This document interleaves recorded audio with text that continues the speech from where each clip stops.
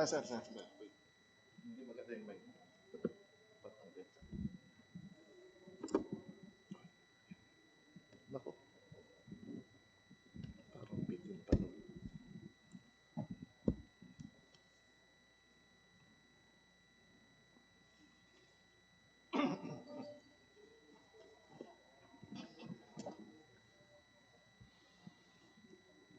Oo.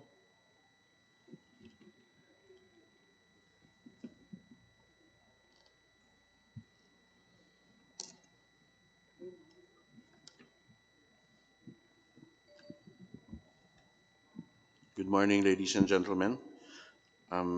This meeting for the Committee on Appropriations is hereby called to order. May we please rise for the national anthem. Sir, sa likod.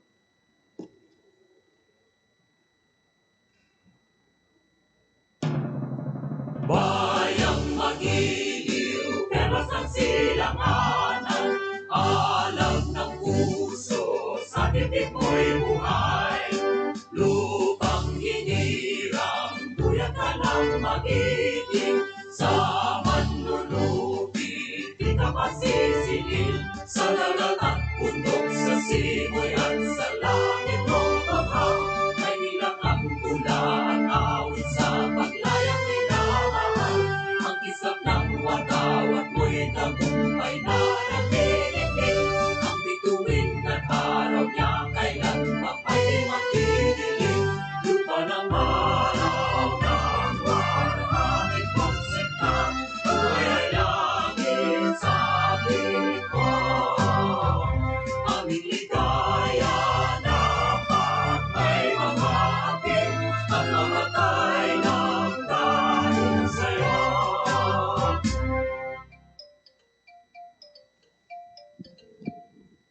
Kalabot. We will take 1 minute of silent prayer. Ma-open lang ako. Madyan ako.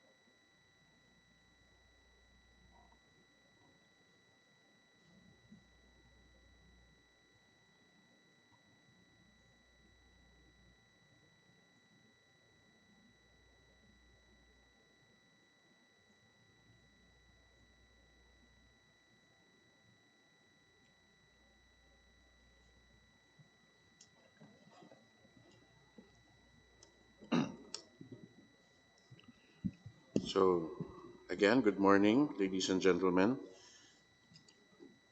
This is the Mother Committee briefing for the Department of Tourism and its attached agencies. Will the committee secretary please acknowledge our wonderful guests and resource persons? Thank you, Mr. Chairman. Good morning. May we first acknowledge the virtual presence of the following officials and members of the House of Representatives.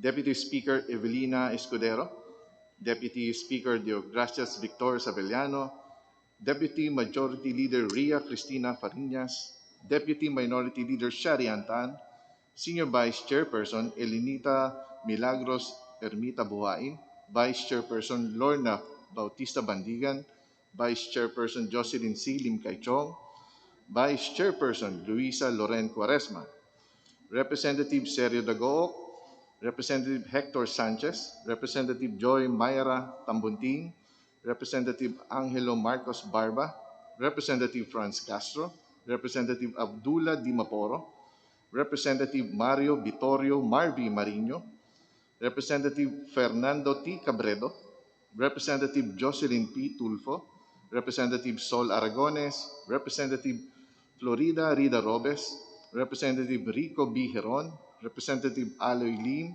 Representative Mark Go, Representative Macnel Lusotan, Representative Adriano Ebcas, and Representative Aurelio Dong Gonzalez Jr.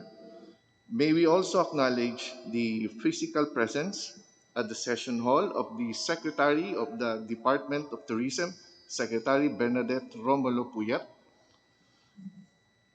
the Engineer Morales, OIC Assistant Secretary for Regional Operations, Attorney Reynaldo Elchi, OIC Undersecretary for Administration and Finance. Milagros Say, OIC Assistant Secretary, Administration and Finance. Ms. Mary Angeline Arbit Tolentino, Director, Administrative Service and Procurement Management. Deputy Executive Director Ezril Gayos Apelar. Engineer Nestor Dumalanta, Assistant Chief Operating Officer of the CIEZA. Ms. Noel Bautista, Department Manager of Marketing of Philippine Retirement Authority. Mr. Roman Bersamira, Chief Accountant. Ms. Josephine Andaya, Chief Budget Division. Ms. Orlando Brian Du, and Cesar Claro Denison Manuel. Bernardine Belmonte. And also in Zoom are all the undersecretaries, assistant secretaries, and heads of attached agencies and corporations, including regional directors of the department. That's all, Mr. Chairman. Thank you, Committee Secretary. Secretary Secretary Berna, it's great to see you here, and it's great to see you in good health, and likewise for all of the heads of the attached agencies and all the other representatives. Before we start, I'd like to congratulate your department on how well you did. I believe you are number one ranked by the Commission on Audit. So give yourselves a big pat on the back. I'm very proud of you, especially since I've been defending your budget for many, many years now, even in past administrations. Um, so, with that, perhaps we know that you're all busy and that you have a lot of other things to attend to, especially in these trying times. Perhaps we can begin with a briefing. Yes. Thank you very much, Mr. Speaker, Congressman Jack Duave. Honorable members of the House of Representatives, good morning. On behalf of all the DOT officials and staff, we would like to express our sincere gratitude for your unwavering support, especially to Congressman Jack Duave, to the Department of Tourism's plans and programs. The help of Congress for the industry cannot be overemphasized, as we always look up to both houses for the support to our budget, policies, programs, and opportunities to further develop our sector. Without a doubt, tourism has been one of the hardest hit industries by this pandemic. According to the United Nations World Tourism Organization, global tourism in 2020 suffered its worst year on record, with international arrivals declining by a staggering 73%, which translates to approximately 1 billion fewer arrivals compared to the previous year. Despite the challenges and limitations in both 2020 and 2021, the Department of Tourism has been relentless in its efforts to keep the tourism industry afloat while laying the groundwork for the industry's recovery. Last 2020, efforts were focused heavily on providing immediate response to those displaced by the pandemic. During the industry's downtime, we were able to reskill, upskill, and retool the tourism stakeholders with the health and safety protocols and operations under a new normal environment. As the situation evolved and plans were put in place, we were able to reopen, of course, together with the permission of the LGUs, several tourist destinations across the country, while putting emphasis on health and safety protocols. With international travel at a standstill, domestic tourism will be at the forefront of our thrust as we gradually reopen the tourism industry. The pivot towards domestic tourism is based on the industry's strength and current realities.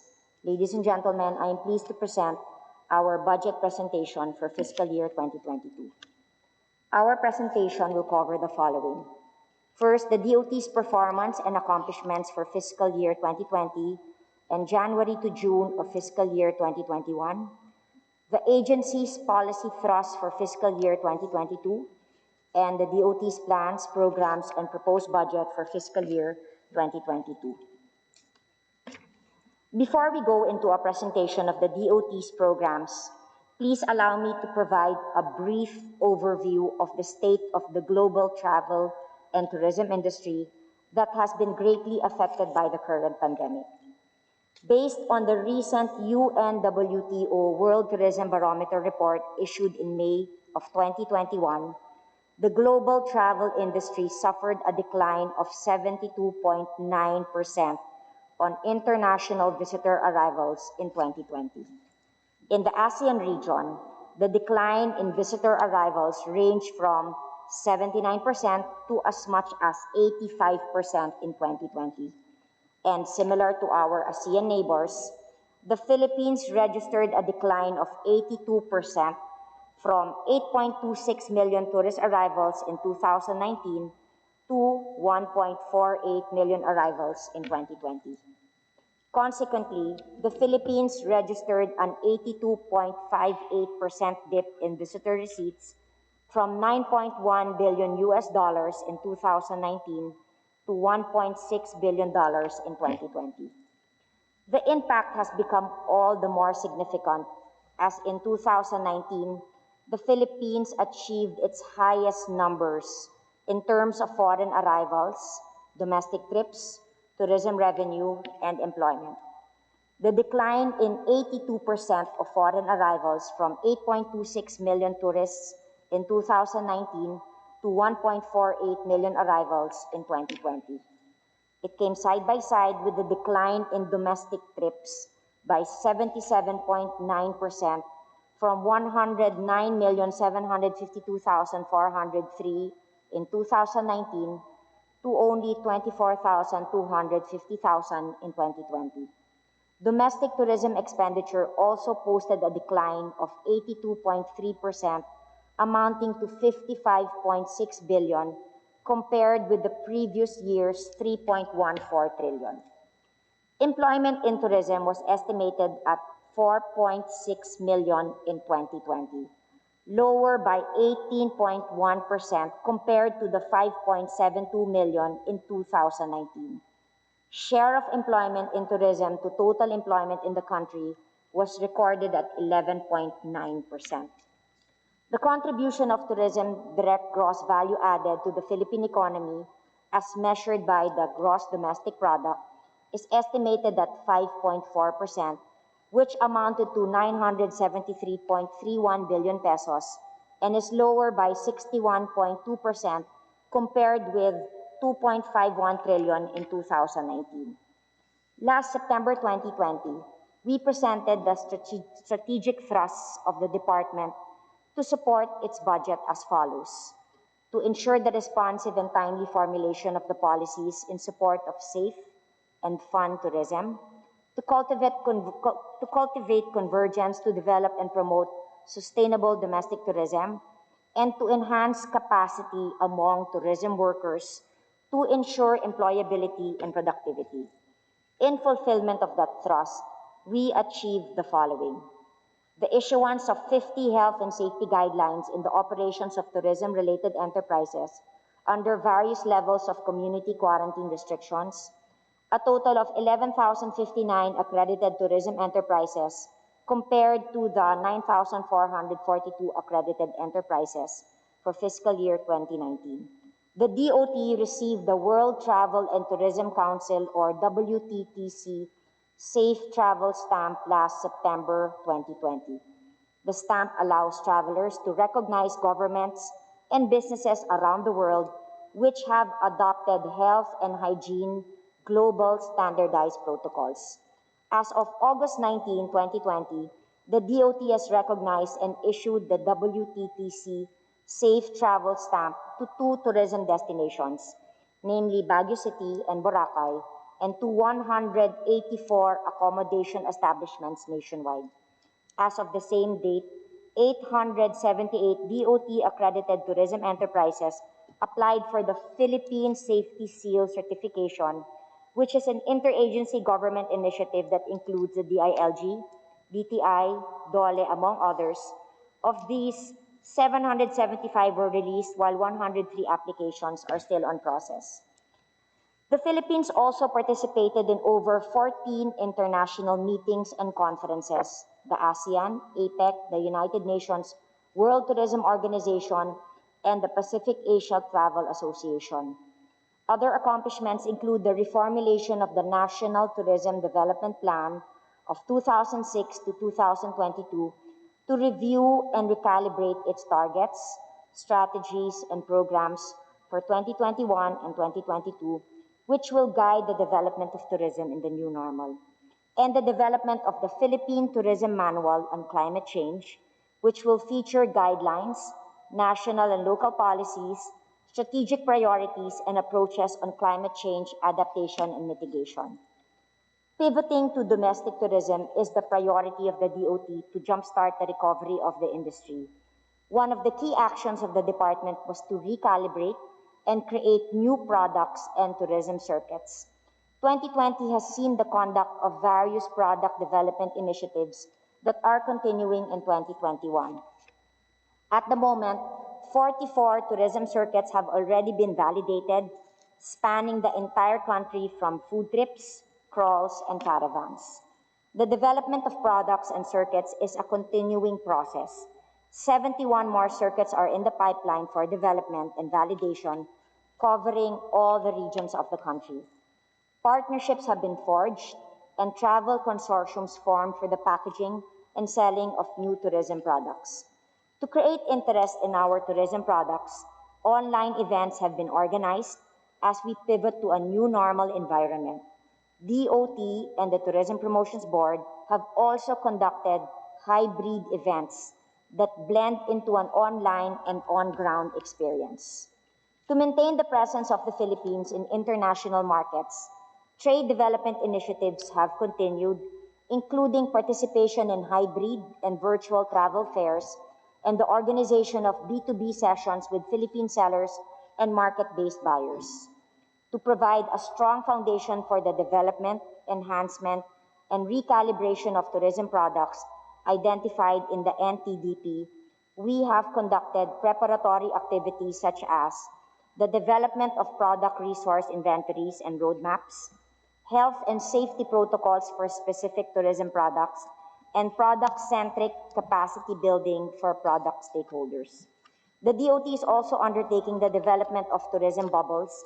We are spearheading the Clark-Busuanga via Cebu and Clark-Bohol travel bubbles.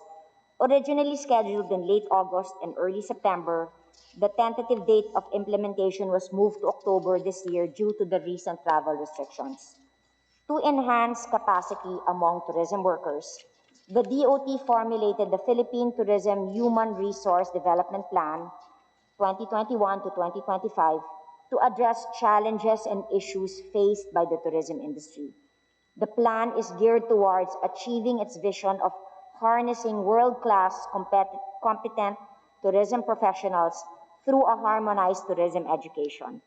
Further to this, the DOT inked a memorandum of understanding with the Department of Education, TESDA, CHED, and TIBFI for the convergence on tourism education and training.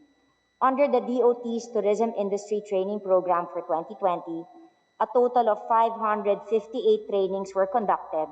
This translates to 37,521 persons trained, while for fiscal year 2021, as of August 19, we were able to conduct 329 trainings, which translates to 18,184 persons trained. Taking into account the aforementioned accomplishments, the DOT has largely accomplished more than its target under its four programs, namely tourism policy formulation and planning, tourism industry training, standards development and enforcement, and market and product development programs. Flashed on the screen, esteemed members of this committee, are the actual accomplishments of the DOT based on our committed performance targets under the fiscal year 2020 General Appropriations Act.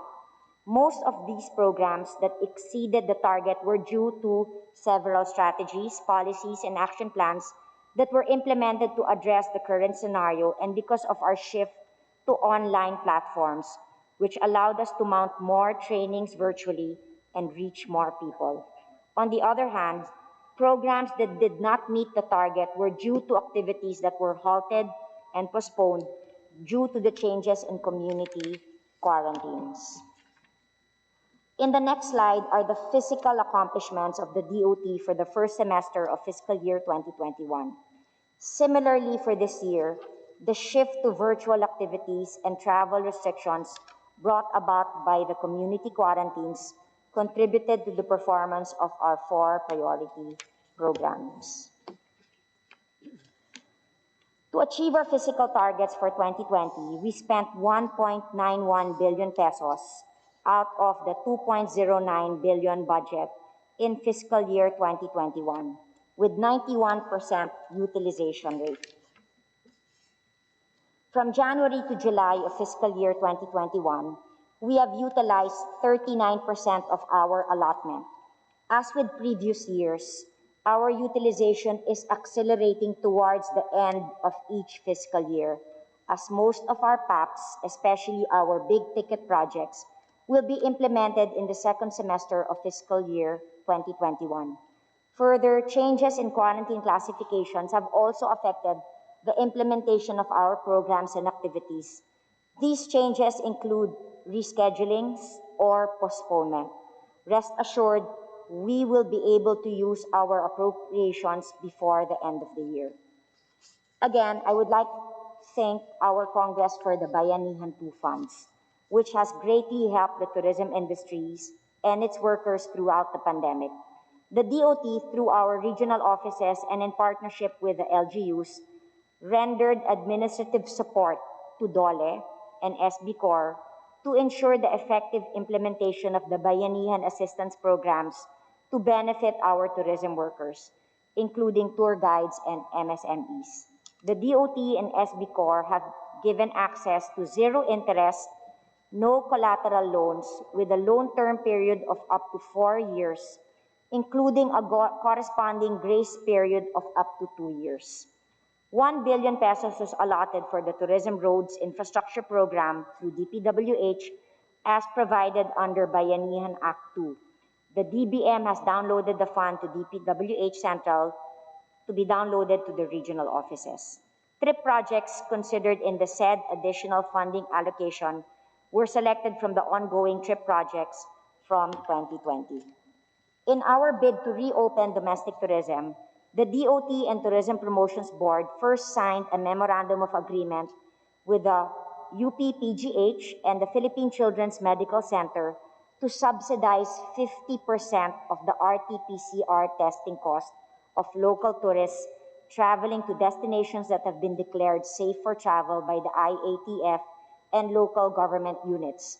So with the UPPGH, RT-PCR costs 900 pesos and the results come out within the day. With the PCMC, RT-PCR only costs 750 pesos.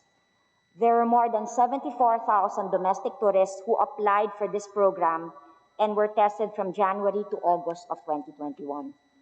In its efforts to bring back confidence to travel, the department coordinated with the National Task Force Against COVID-19 through Secretary Galvez and Secretary Vince Dizon for the vaccination of our tourism workers.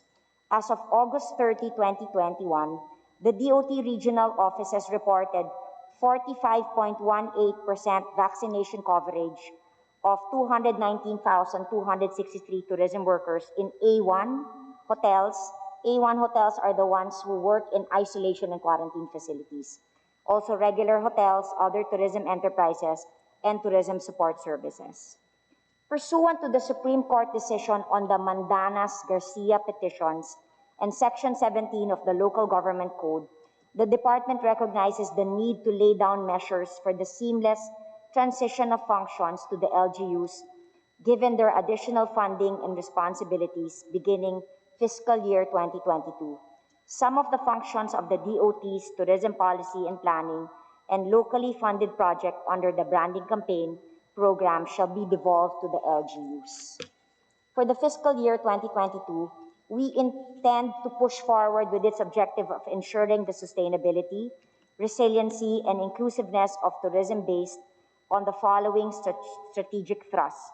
The updated Philippine Development Plan of 2017 to 2022 presented the comprehensive scan of the political, economic, social, technological, ecological, and legal dimensions under the new normal. Flashed on the screen is the strategic framework for expanding economic opportunities in services that have been reconfigured to respond to the rapid changes under the post-pandemic new normal scenario. Premise on the updated PDP 2017 to 2022, the DOT undertook the reformulation of its National Tourism Development Plan. Taking into weight the current health situation, the DOT will pursue the following strategic directions: promote safe, fun, and competitive tourism, pursue sustainable, inclusive, and resilient tourism, and strengthen governance and destination management.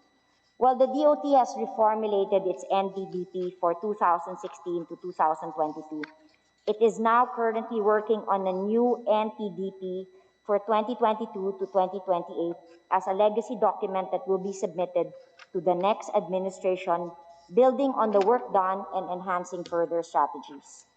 In addition to the reformulated NTDP, the DOT undertook the updating of the Tourism Response and Recovery Plan with the main objective of mitigating the impacts of COVID-19 on the tourism industry.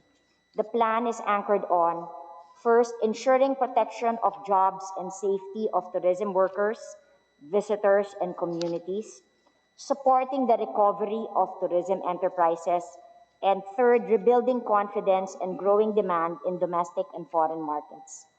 Based on the premises of PDP, the reformulated NTDP and updated TRRP, our thrust for fiscal year 2022, is focused mainly on tourism recovery and the implementation of the Mandanas-Garcia petition, which devolved some of the functions of the national government to local government units. Flashed on the screen will be our undertaking under tourism policy formulation and planning program. The tourism industry is a people-centered industry. The DOT will continue to ensure that tourism workers have accessible opportunities for employment.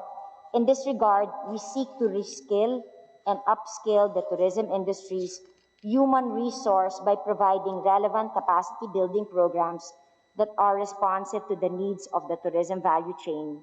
We will make use of existing technologies and innovations in order to reach and capacitate our tourism workers. Under Tourism Standards and Enforcement Program, we shall continue to improve service standards and restore confidence to travel, develop and enforce tourism standards that are at par with global best practices. As we pivot to domestic tourism and gradually open to international tourists, the DOT will continue to stay attuned to the ever-changing tourism trends and preferences for our domestic and foreign markets through continued product and market research. We will diversify and adapt product offerings to these new trends and market preferences, and as international borders start to open, the key strategic and opportunity markets will continue to be engaged and green lanes explored in preparation for revenge travel that is expected to ensue. In summary, the DOT OSEC is proposing a budget of 3.526 billion to support our plans and programs as we continue to rebuild the tourism industry. The Intramuros administration, on the other hand, is proposing a total budget of 63.710 million. The National Parks Development Committee will continue to discharge its mandate of developing, preserving, and managing the Rizal and Paco Park in Manila and other parks that may be assigned to it. In pursuit of this mandate, the NPDC is proposing a 203.798 million budget to cover its operations. Honorable members of this committee, the NPDC as well as the Intramuros administration prepared presentations if you wish to see the details of their proposal. In sum, the Department of Tourism, composed of the DOT OSEC, Intramuros Administration, and National Parks Development Committee, is proposing a budget of 3.794 billion pesos. Our road towards recovery is an uphill climb, but with your support, I know that we can and will rebuild a more resilient and sustainable tourism industry. After all, tourism is everyone's business. Let us work hand in hand in shaping a more resilient, inclusive, and sustainable tourism industry. Thank you and good day to all. Thank you very much for that. A very comprehensive presentation, Secretary Romulo Puyat. Before we open the floor to questions from the House members, as we all know, the Committee on Appropriations works hand in hand for future legislation with the standing committees of the corresponding departments. May I please recognize the chairperson for the standing committee on tourism, Representative Chairperson Sol Aragones, for a brief manifestation.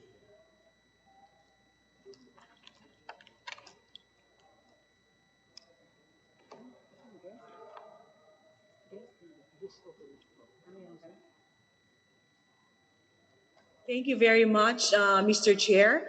Kuya Jack, magandang umaga po sa inyo. Secretary Berna Romulo Puyat and the whole DOT family, magandang umaga po. This is actually a manifestation of support to the DOT family. Tama po kayo, Secretary Berna Romulo Puyat. Isa talaga sa nag-positive ay ang DOT o ang turismo ng bansa at talagang matindi ang hinaharap nitong mga nakaraang buwan, taon at hanggang sa ngayon. Pero ako po ay nagpapasalamat sa DOT sa pangunguna ni Secretary Berna Romulo Puyat dahil sa halip na panghinaan ng loob ay sumagwan ang DOT sa matinding hamon na ito. Sa katunayan, na-appreciate po namin, Secretary Berna, na sa kabila ng pandemya, umiikot kayo sa iba't ibang rehiyon ng bansa. Isa na po sa Laguna kung saan bumisita kayo noong February 2. Nakita ho namin kung paano kahit matindi yung banta sa kalusugan, pinuntahan nyo ang iba't ibang bayan sa aming distrito pero hindi lang sa amin dahil pinapanood at binabantayan ko rin po kayo palagi sa Instagram. So bakit ho mahalaga ito na nabibisita nyo ang iba't ibang bahagi ng bansa sa panahon ng ito ng pandemya? Bagsak ho ang moral, malungkot ang bawat LGU na may matinding pinagkukunan ng hanap buhay ang turismo.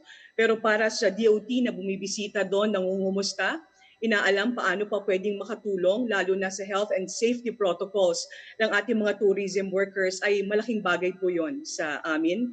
Kaya po maraming salamat at personal nyo ring dinala ang DOT DOLE Financial Assistance, Working Capital Loans para sa iba't iba nating beneficiaries nito.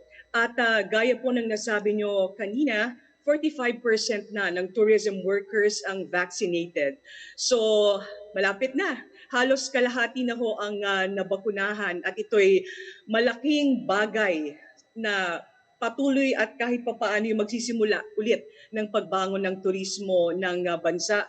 Alam ho naming mahirap, pero salamat sa effort ng DOT at ng iba't iba pang organisasyon na tumutulong sa Departamento ng Turismo dahil kahit mahirap sumagwan kayo, kahit mahirap tumayo kayo, kahit mahirap umikot kayo, at alam natin na mahihirapan ng bumalik sa normal. Pero naniniwala po ako sa effort ng DOT, ng iba't ibang LGU, ng bawat individual na maaaring hindi na tayo bumalik eksakto sa normal na definition natin. Pero alam natin na magiging handa dito ang DOT, ang taong bayan, sa tatawagin na natin o tinatawag nating new normal. With that, Secretary Berna Romulo Puyat and to the DOT family, thank you very much for all the support and congratulations. That's all, Mr. Chair. Kuya Jack, maraming salamat. Thank you, Madam Chair. All right, we will be opening up the floor for questions. This is our third GAB for this term, so we all know the drill, but we will reiterate once again. We are on a tight schedule and we are here in the plenary hall, so let me just remind my dear colleagues of our procedures. Um, Anyone that wishes to interpolate will be given 5 minutes. These 5 minutes are a total of your question time, and does not include the answer from the resource persons. Please adhere to these 5 minutes. I am normally very liberal, and normally allow a little bit of leeway, but I will be compelled to cut you short if you go past the 5 minutes. Nevertheless, should you require more time, we will go into a second round of questioning. Um, so you will be recognized again there, should you require more time. You may also, or those listed may also give up their time to other members, but again, that will come on the second round. The tradition is that we begin with the minority and alternate from the minority to the majority and back again until everyone has had a chance to interact with the resource persons. We now open the floor, and we would like to recognize on the part of the minority the Honorable Sherry Ann Tan.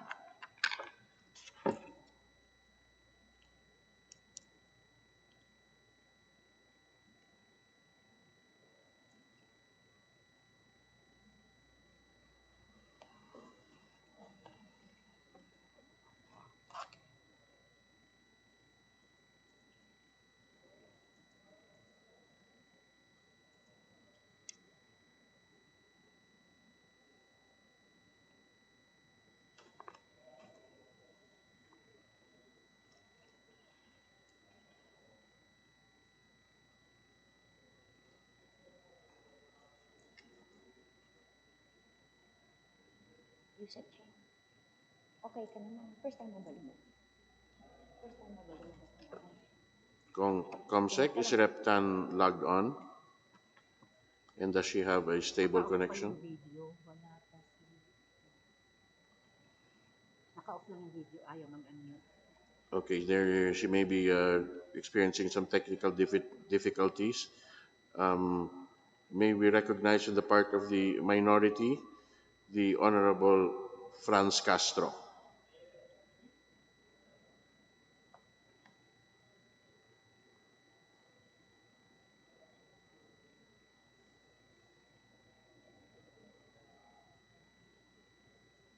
Thank you, Mr. Chair.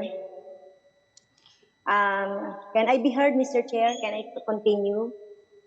Yes, please go ahead. Magandang umaga po, Mr. Chair, sa ating mga minamahal na kasamahan sa Kongreso. Siyempre po, magandang umaga sa ating kalihim ng DOT at buong DOT family. So nakakalungkot, Mr. Chair, no, yung ating industriya ng turismo sa panahon ng pandemya. At kahit na ganun, sa presentation naman ng ating kalihim ay unti-unti natin na binubuhay. In fact, in preparation para doon sa pagtatapos ng pandemya or nalalapit na sana matapos na yung pandemya or we can live with it at naka-prepare na yung ating Department of Tourism. So unang tanong, Mr. Chair, yung pong budget natin so nakita natin yung budget natin for 2021, ang utilized ay at this time ay 39%. Tama po ba?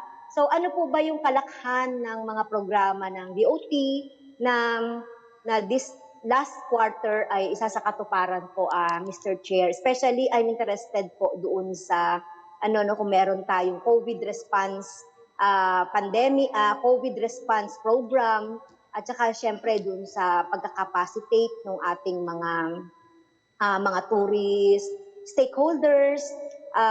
Yun po. At alam naman natin, Mr. Chair, di ba, yung mga resort, yung mga hotel, ay isa talaga sa laking impact ng effect ng pandemic. So, pwede po bang malaman, Mr. Chair, yung programa? Yes.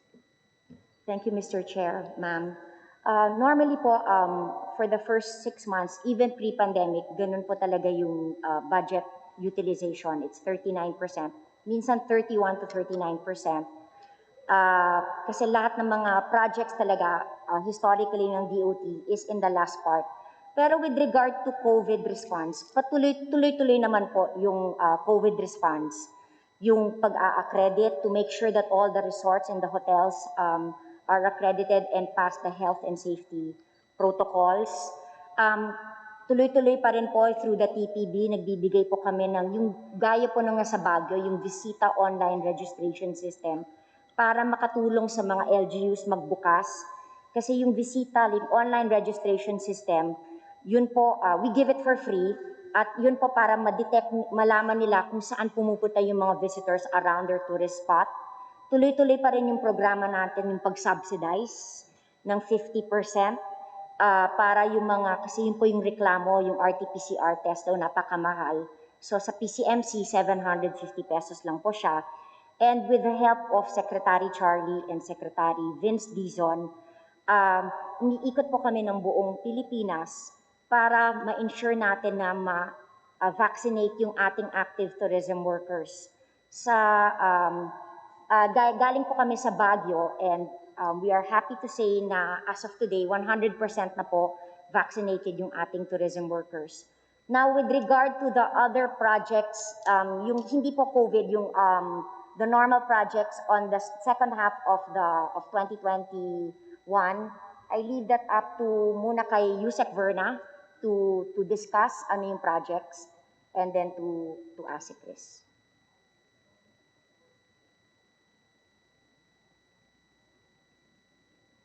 Thank you, Madam Secretary, for this. And thank you po for the questions. On the COVID response po, madami rin po tayong ginagawang projects to prepare for the opening of tourism, like yung development po natin ng mga various circuits sa iba-ibang lugar po dito sa ating bansa. So kanina po na-mention po ni Secretary na meron na po tayong nagawang mga tourism circuits that are related to food tourism, to environmental programs, to farm tourism, to dive, madami pong iba. Ito po ay para rin matulungan ng ating mga local communities na magkaroon sila ng mga programa para maiangat nila at makapag-recalibrate sila ng kanilang mga hanap buhay para po yung domestic tourism, pagka pwede na dito sa ating mga lugar, ay meron po silang sources of income para dito.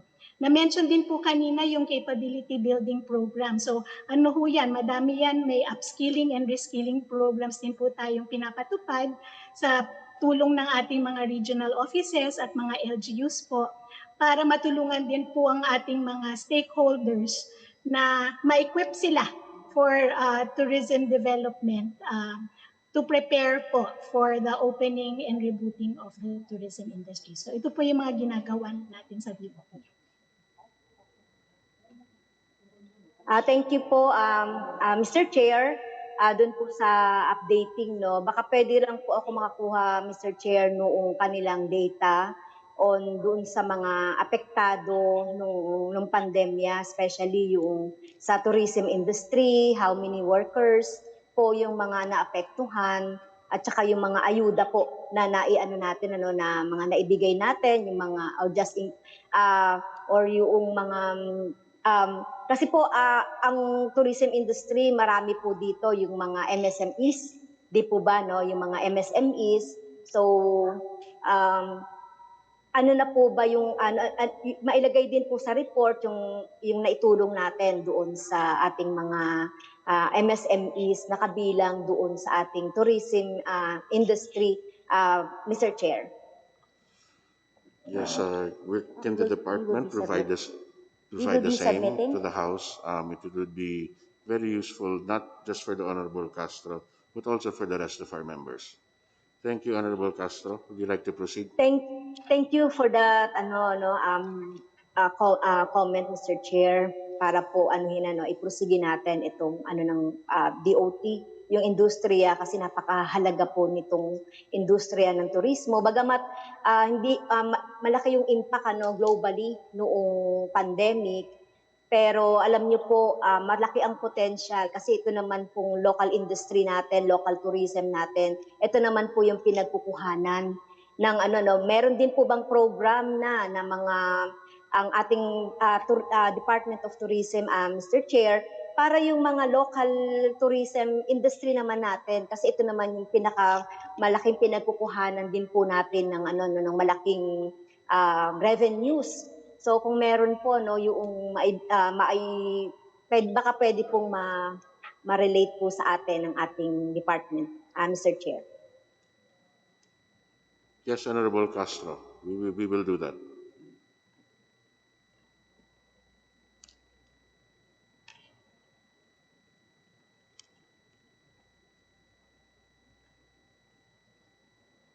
Na gusto nating erase. Dito po ba sa Bayanihan 1 and 2, magkano po ba yung nai-contribute po natin sa COVID response? Yes. Mr. Chair, sa Secretary. bayanihan po, wala pong specifically na ibigay sa tourism. Nakapagbigay sa mga tourism stakeholders pero walang nakasulat sa bayanihan 1 yung specific sa tourism. Pero for bayanihan 2, nakapag-allot ng 10.1 billion pesos, Mr. Chair. 6 billion under SB Core, yung po ay under DTI. Yung rates po noon ay 4 years to pay, 0 interest, 0 collateral, and a 2-year grace period. Tapos meron pong 3.1 billion na binigay po through DOLE for financial assistance, equivalent to close to, we have here exacto, dapat 618,000 kasi may 600, how many beneficiaries ang nabigay? Kasi 5,000 pesos each for the 3.1 billion pesos. 614,000 ang naibigay. Tapos yung 1 billion po ay for infrastructure for sa TRIPSI na ito ay through the DPWH. We will be submitting po kung saan po napunta yung 1 billion. Okay, so wala na pong natira, Mr. Chair, or savings. Wala na. Na-maximize na po lahat. Okay, so yun po yung mga yung sa COVID response po natin mahalaga na ma-maximize po natin sa panahon ng pandemya dahil especially yung mga workers po natin na talagang nangangailangan ng ayuda sa panahon na ito, Mr. Chair. So yun lang po, Mr. Chair, at maraming salamat po. Magandang umaga. Thank you very much, Rep. Castro. Can we now recognize in the top part of the majority, Representative Mark Go from Baguio City?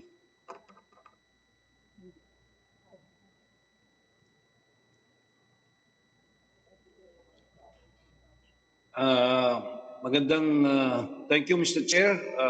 Magandang umaga po sa lahat, lalo na po kay Secretary Berna.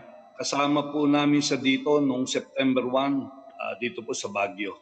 Ang tulong po ng Department of Tourism ay talagang kami po ay nasisiyahan dito sa lungsod ng Baguio. Gusto ko pong i-confirm yung binanggit na kanina, ito pong online registration system ng bisita program namin dito sa Baguio. Every time we meet with her and see her, we always see light at the end of the tunnel.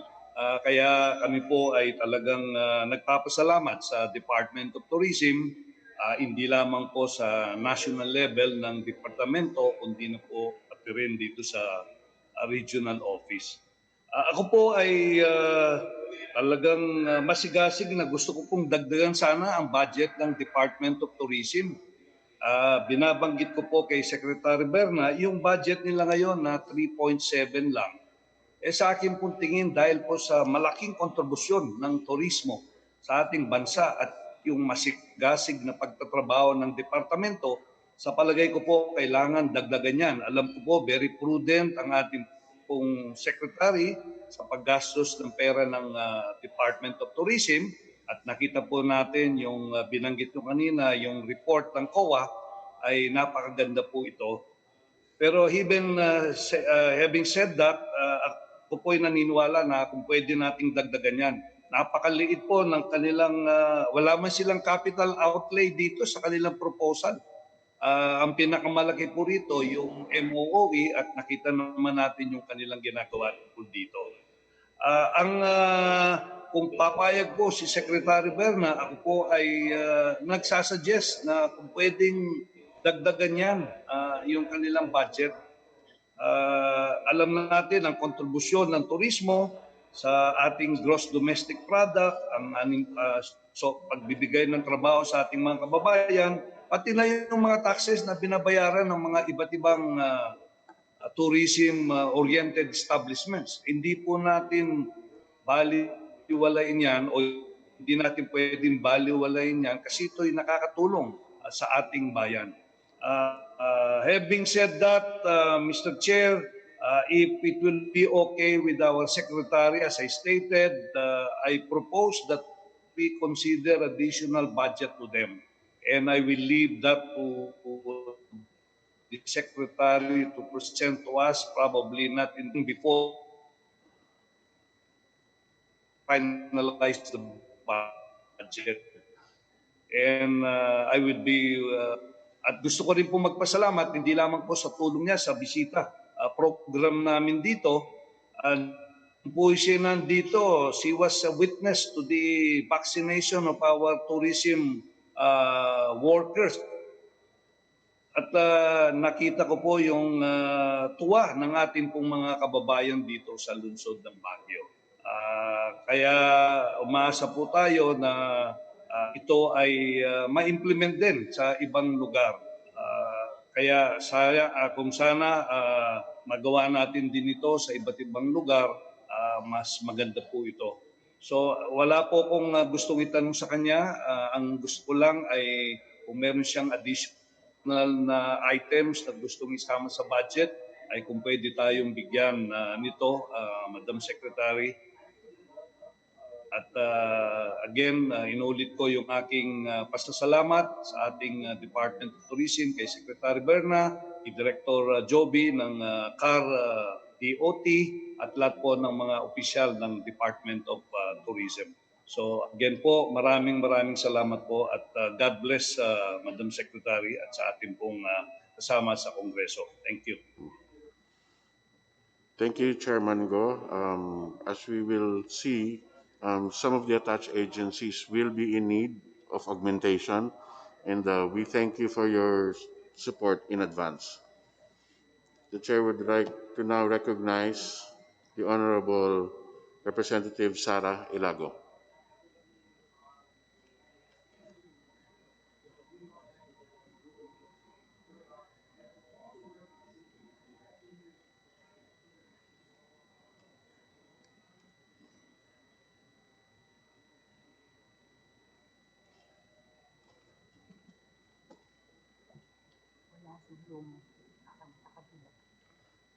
Okay, Rep Ilago is currently in, I've been told, in another committee hearing.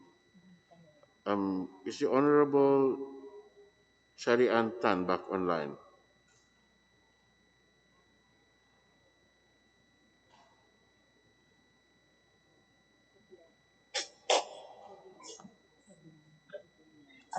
Yes po.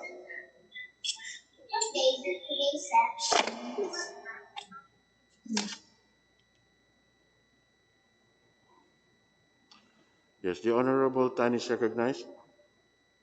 Yes, Mr. Chair, good morning. Good morning also to the good Secretary, Sec Berna.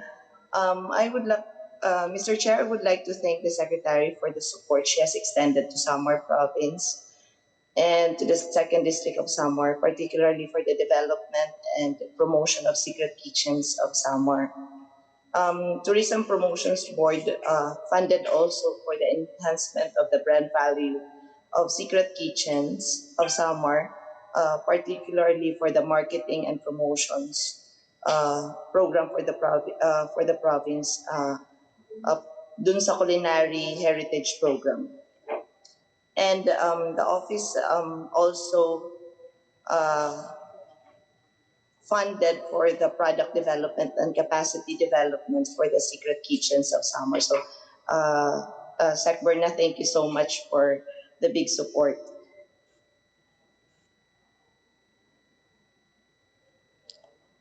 We are responding positively with the call of the good secretary for the continued yung sa and following of course the protocols na kakailanganin para makapag-restart po yung mga turista ho natin. So far yung mga local sites po natin dinadagsa pa rin po naman ng mga turista. Hindi nga lang pareho ng number of tourists na pumupunta compared to, before pandemic. But meron pa rin ho. So currently, other mayors also of the respective municipalities also extended and parang nagpaabot po sila ng interest para mag-open po ng mga sites nila. Meron ho tayo because we started with Tandaya Trail 1, Tandaya Trail 2, and right now we are on the Tandaya Trail Trail 3, which is part of, isa na ho doon yung example is the Burubaybay Mangrove Conservation Area na kung saan meron ho tayong mga women's association at saka yung mga youth organizations na tumutulong doon sa specific site. Ang kagandahan lang ho, Mr. Chair, Secretary Berna, kasi yung site na to, meron talaga tayo nakapaloob or nakalagay ng mga project managers who are handling the program. I would like also to commend the Secretary for her campaign for the vaccination of tourism frontliners. Ang laking tulong ho nito kasi ito lang ho yung makakapag-boost ng moral din nila at saka yung confidence. Hindi lang naman yung turista ang natatakot na mahawaan ng COVID but also those who are serving the tourists. So thank you for prioritizing the vaccination, especially for the frontliners.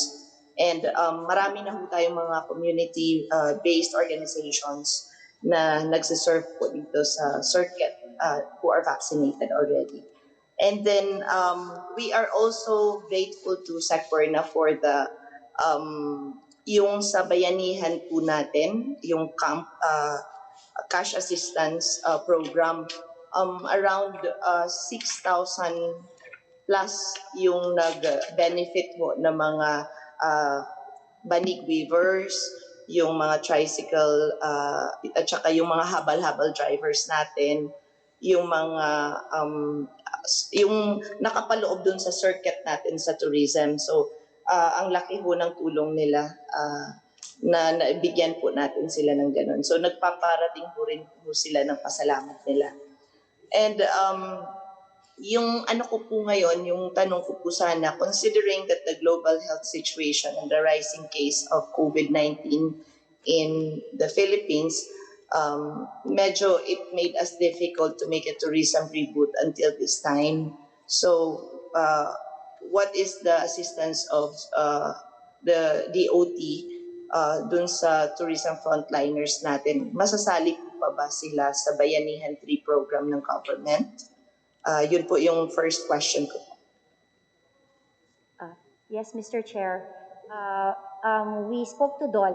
Sabi namin, isasabit namin kung may, I'm not sure kasi kung may nakalaad sa House or sa Senate na like nung Bayanihan 2 kasi merong 3.1 billion only for tourism. I'm not sure kung sa Bayanihan kapong general na lang. But ang sinabi po namin sa Secretary Bebot Bello, kung pwede pa rin, tuloy-tuloy pa rin ang pagbigay namin yung mga nangangailangan sa tourism for Bayanihan 3.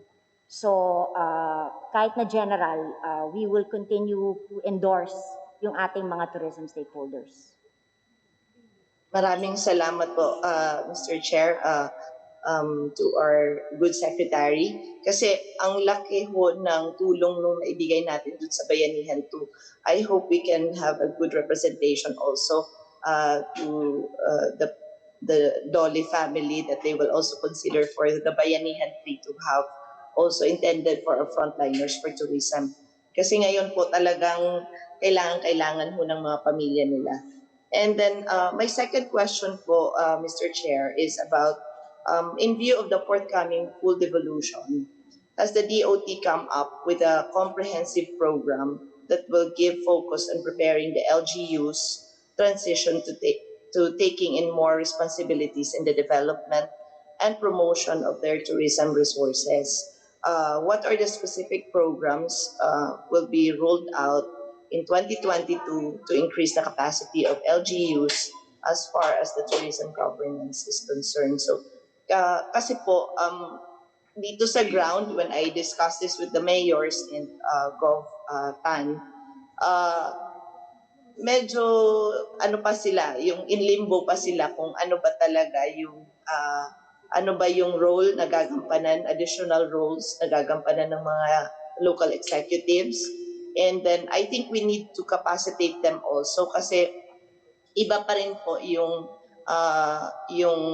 may mentoring galing po sa DOT and paano po, ano po ba yung matitira sa DOT? Ano po rin ang maibibigay na responsibility na nandito na sa LGU? Yes, Mr. Chair. Pursuant to the Supreme Court decision on the Mandanas-Garcia petitions in Section 17 of the Local Government, the Department recognizes the need to lay down measures for the seamless transition of functions to the LGUs, given their additional funding and responsibilities beginning fiscal year 2022. Following the guidelines set forth in the national budget for fiscal year 2022, what we did was a framework of the restatement of its steering function based on the devolution principles to set the national tourism policy, development strategy, and service delivery standards and provide technical assistance to LGUs for them to assume the roles given the devolution. Continue to provide public services with significant interjurisdictional externalities or benefits, and those that involve economies of scale, formulate and pursue institutional development programs in close consultation with the LGU to strengthen their capacities and capabilities to fully assume the devolved functions. We are likewise guided by sections 35 to 37 and sections 39 to 44 of the Tourism Act, which focuses on the shared responsibilities of national and local governments. Some of the functions of the DOT's tourism policy and planning and locally funded project under the branding campaign programs shall be devolved to the LGUs. We could submit to Congresswoman all the, I can continue. Mr. Chair, Secretary, we will just ask for the copy of the details para din po ma-inform na rin po namin yung mga mayors so we can prepare also for, because right now we are preparing for the 2022 budget and we're preparing for the AIP ng mga locals. So para ma-incorporate na rin po namin. So we'll just ask if we may ask it from the region. Yes, Mr. yes, Chair. Kong Shari Ann, we will ask and provide the same. Unfortunately, you are out of time. Would you like to be listed for the second round? Seeing as Congresswoman Ilago Yes, is po. still indisposed, Yes po. if ever, babalik ka in only 5 minutes. Would you like to be listed again? Yes po. For Mr. Chair, additional? please include me in the next round. Okay, thank you very much. Thank you so much po. Thank you so much, Congresswoman Tan. We would like to recognize now the Honorable Bonito Singson on the part of the majority.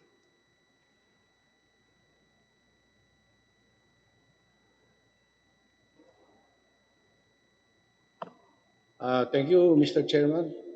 I have a few questions for the Honorable Secretary, Mr. Chair. Good morning to everybody.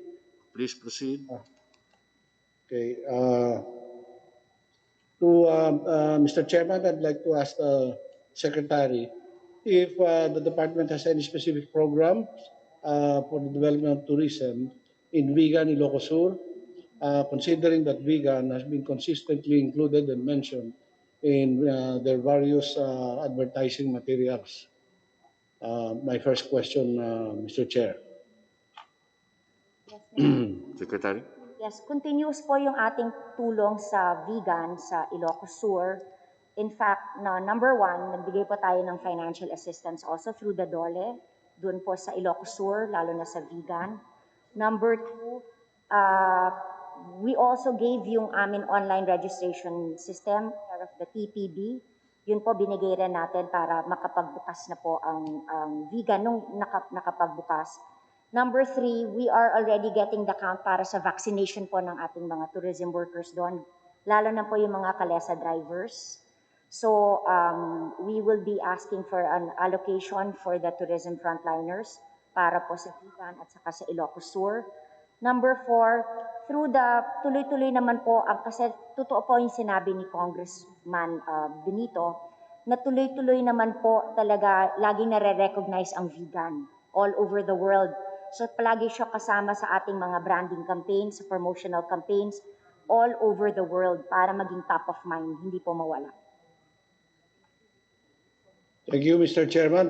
Well, my question actually is, do you have any specific program, like for example, any infrastructure, planned infrastructure for let's say, a tourism office, not only for Bigan but for the whole of Ilocos Sur?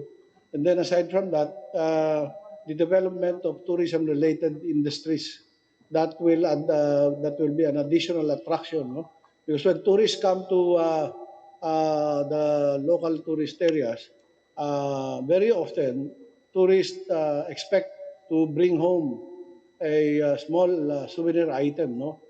So, like for example, in Vigan, it is well known that we have our so-called pagburnayan, no? Our local pottery, which is very, very popular. And to this very day, I have not seen any help or program from the tourism department to help us package or develop, design, so that this can be handily carried off by tourists coming into Vigan.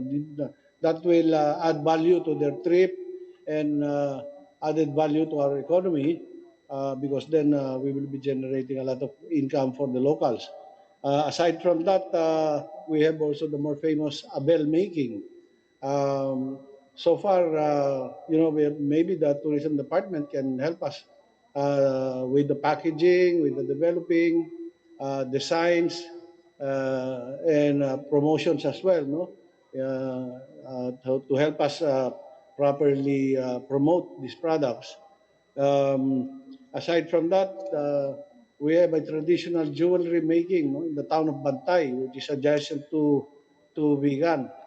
This has been all of these industries, local industries, have been with us since time immemorial. No? Even the jewelry making and best known product of the jewelry making industry in Vigan and Bantay, for that matter, no, the adjoining town, is what we call the tambourines, which to this very date is very fun, a very prized possession for a lot of women and men as well, no?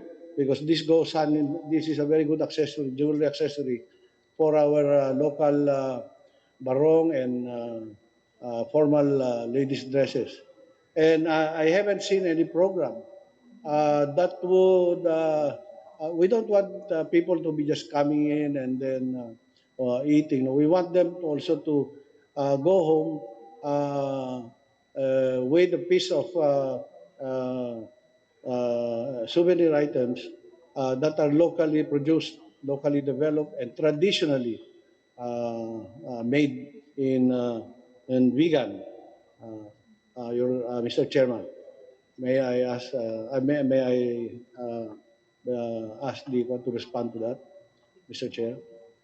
Madam Mr. Secretary? Chair, we have also completed our food tourism resource inventory of Region 1 and of course kasama po ang Ilocos Sur sa slow food, slow travel product development for Ilocos Sur, specifically vegan. Meron din po tayong na-allocate na pondo for the tourism circuit development of 2 districts of Ilocos Sur in the new normal, kasama ang slow food movement, bike tourism for the 2 districts, and Inabel Weavers training. But we will be working also with the DTI kasi marami pong na-mention po ng ating good congressman. We will be coordinating with them because this is going to be under them. But of course, we will be working with them. With regard to infra, unfortunately po, wala pong pondo ang KIESA. Wala pong travel at nung Bayanihan 1, kinunan po ng 12 billion pesos ang KIESA. So as of now, wala po kaming infra. Thank you very much. Yes, Okay, thank you, Mr. Chairman. To continue with that questioning, may I ask that the Honorable Secretary submit a concrete action plan on what they will do with to promote the industries that I mentioned, no? Aside from the Abel, the Pagburnayan, as well as the jewelry making. My next question, Mr. Chair, if allowed, is regarding when I'm about to file a bill in Congress called the Jego Silang Bill, wherein I will be proposing that Jego Silang be recognized as one of our national heroes, of which he is already, no? But formally, wala pa siyang recognition. Diego Silang, for the information of everyone, can be considered as the first revolutionary when he started first Philippine Revolt way back in 1762, somewhere thereabouts, no? During the Spanish-British War. We have a complete material on the history of his revolt, which wherein his headquarters was in Vigan, Ilocos Sur, and he had commanders all over the area fighting against the colonizers then. If we could get some opinion from the Secretary, Mr. Chair, on how they can help us also see this to fruition. Madam Secretary, the Honorable Singson has exceeded his time, so that would be his last Yes. question for now. Would you please answer? Mr. Chair, of course, we will support that bill. And of course, we will be working with, we are members of the NCCA, and so we will be supporting the bill. Thank you, Mr. Chair, and I would like to manifest also that I'd like to be listed on the second round to continue my interpellation. Thank you, Chairman Singson. We will do that. Thank you, Mr. Chair. Thank you, Secretary Berna. Yes, is the Honorable Ilago in uh, back in the session? Comsec?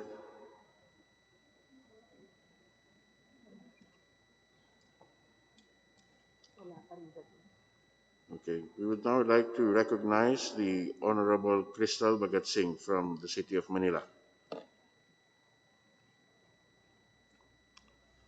Just a reminder to our members, um, the time is very short, 5 minutes.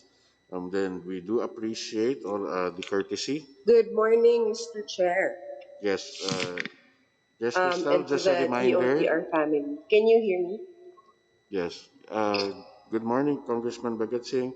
Just a reminder to all of our interpellators that 5 minutes is very short and that to maximize your time and what we appreciate the Okay, Mr. Chair, extended. can I just ask Crystal, sandali lang, the Chris. NPA and the national parks if they have Na, a presentation? Crystal, may I just make a brief manifestation and instructions to our distinguished interpellators? Yes, go ahead, sorry. Yes. That's simply that if we can go directly to your questions, we appreciate that we are being very, how shall we say this, courteous to our guests. But to maximize your time, we will not, I'm sure they will not take offense if that we just jump directly into the questions. And that, even in the laying of the context of the question, not to worry that they and we will understand what the questions are about. With that, the Honorable Crystal Bagat Singh is recognized. Please proceed, Kong Crystal. Okay, again, good morning everybody to the DOT family. Magandang umaga po sa inyong lahat. Mr. Chair, gusto ko lang po sanang tanungin kung may presentation sana ang IA at saka ang National Parks. Yes, Mr. Chair. It's Yes, ready. Secretary, you're recognized.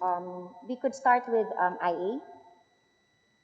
I'd like to call Administrator Guillermo Acedo.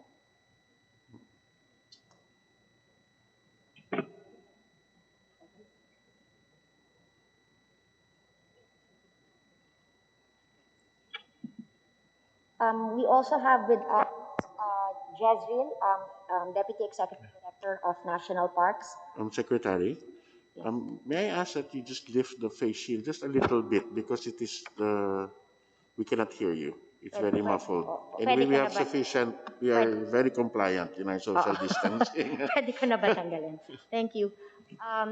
We have a presentation for the IA and also for the NPDC. But whoever... Sige. Go first. Ma'am, sige, ganito na lang po, Sec.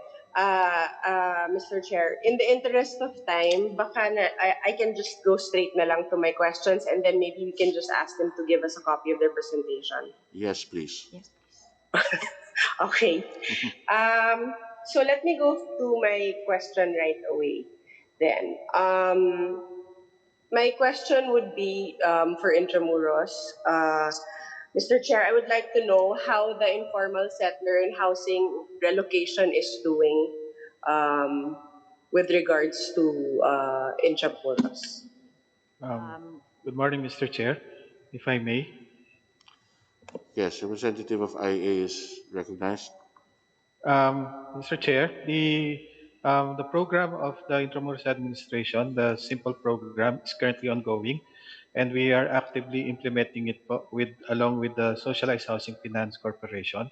So on track po tayo in terms of execution of the program.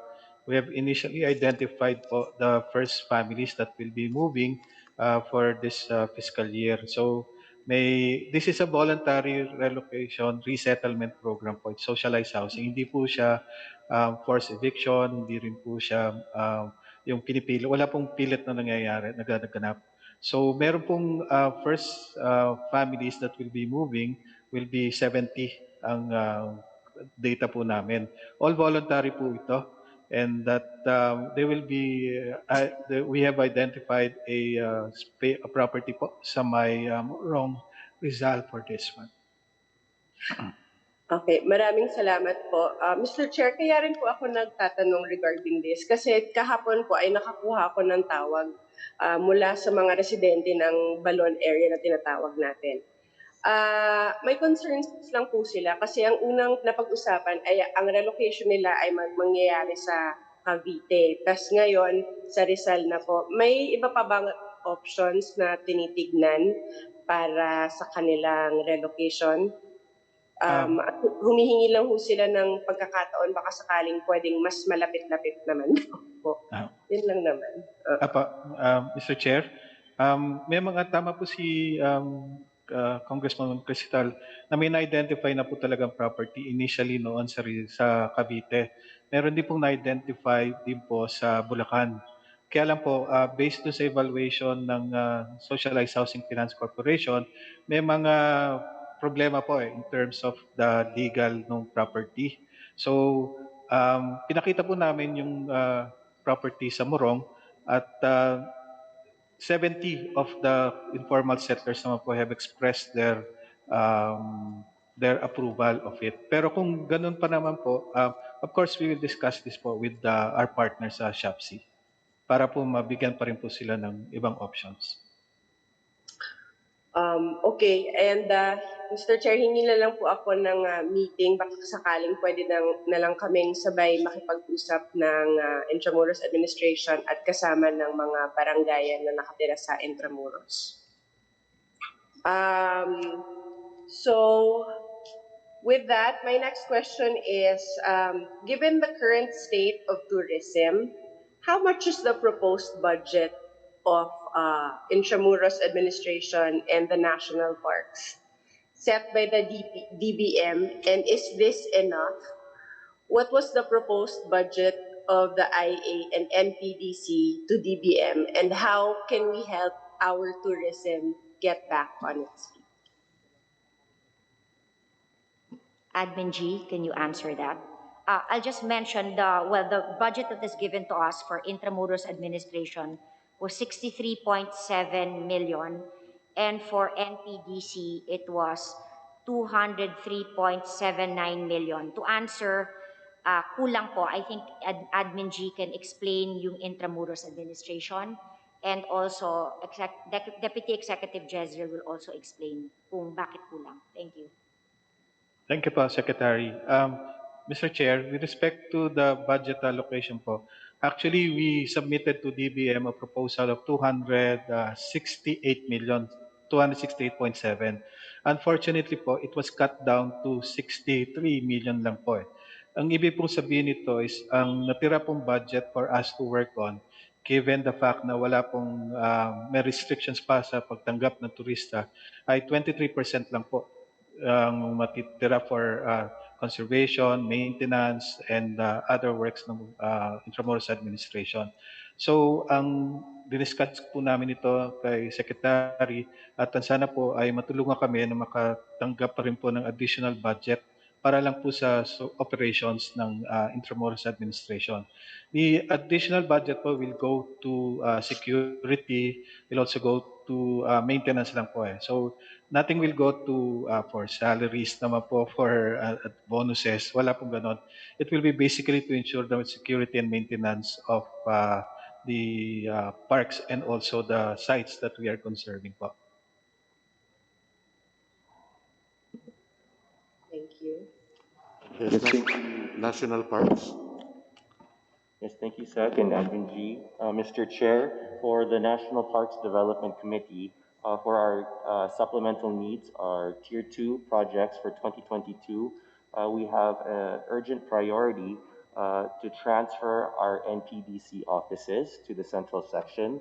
This is due to the RE 11333, or the National Museum Law, wherein our office, our current NPDC compound, is within their their complex, the National Museum complex. So there is a need for us to transfer our current offices to the central section of our Rizal Park. That's worth 29.126 million, 29 million, Mr. Chair. Yes, Mr. Chair, kasi because of the law, they have to transfer kasi that portion where they're in right now is already owned by the National Museum. So they need the funds. Magkano na lang? 29 million. 29 million. I can't. We will be submitting it to you, Mr. Chair. Or we have already submitted it. Honorable Bhagat Singh. Oh, yes, okay, Mr. Chair, I'll just get a copy from the committee of what they submitted. And lastly, I just would like to manifest support to increase the budget of tourism. As Secretary Berna said kanina in her opening statement, that tourism is everybody's business. So let's make it our business also to help the tourism industry and in the way help our country as well. Yun lang po, maraming salamat. Yes. Honorable Bhagat Singh, as the home district of IA and national parks, we are expecting that you will, that during the period of amendments, that would you like to be the one to introduce the augmentation for the said two attached agencies?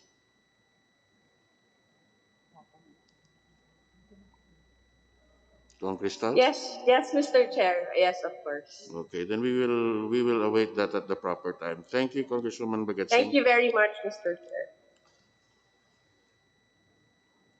May we now hear our Deputy Speaker DV Sevillano from Ilocos Sur as a Deputy Speaker. Then I am assuming it is just a manifestation. The Honorable Deputy Speaker is recognized.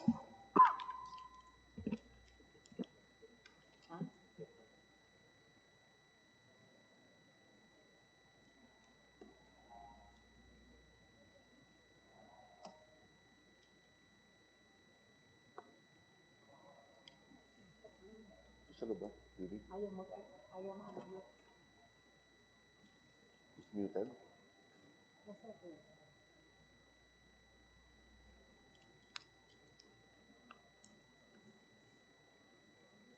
Deputy Speaker, you are on mute.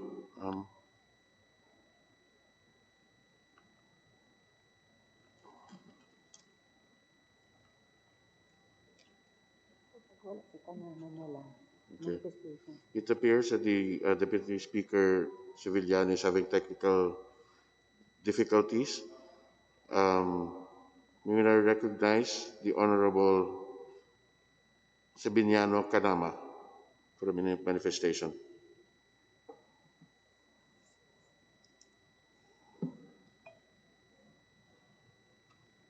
Good morning. Good morning, Kong. Yeah, thank you so much. Am I loud and clear? I am using another interface of my staff. Sir, good morning. My warm greetings to the Department of Tourism family led by Secretary Oyat, as well as the presiding officer of this committee briefing. First of all, I would like to appreciate yung mga lahat na mga ginagawa po sa Department of Tourism, especially in addressing the concerns of the highly affected tourism industries. Kasama na po yung mga transport cooperatives at yung mga cooperatives engaged in tourist activities, may mga resorts and so forth. Ang manifestation ko lang po, may I humbly request na yung Department of Tourism po, makita po nila ng pangangailangan sa mga kooperatiba engaged in tourist industries na talagang natamaan po yung kanilang mga programa kasi yung marami sa kanila nakapag gastos na sa infra, capital and so forth, tapos bigla pong nasara, meaning nag-lockdown. Nakaikot-ikot pa po sa ibang mga lugar. I am deeply, I felt po na sorry po sa kanila kasi nasara yung mga resort nila at malaki na pong investments nila. Yung transport industries din, nakautan na po sa bangko tapos patuloy na po yung sinisingil, wala talagang maibayad. May I ask po, Mr. Chairperson, kung ano po ang programa sa Department of Tourism doon, especially on the cooperatives na until now, nakikiusap po, paano po sila makabangon doon? Yes. Mr. Chair, nung po sa Bayanihan 2, meron po na ilaan na 6 billion po. Those are for the MSMEs. Yun po ay under 4, which is with the DTI. Yung rates po noon ay 4 years to pay, 0 collateral, 0 interest, at may 2-year grace period. That's the best na po makukuha nyo kung uutang sila.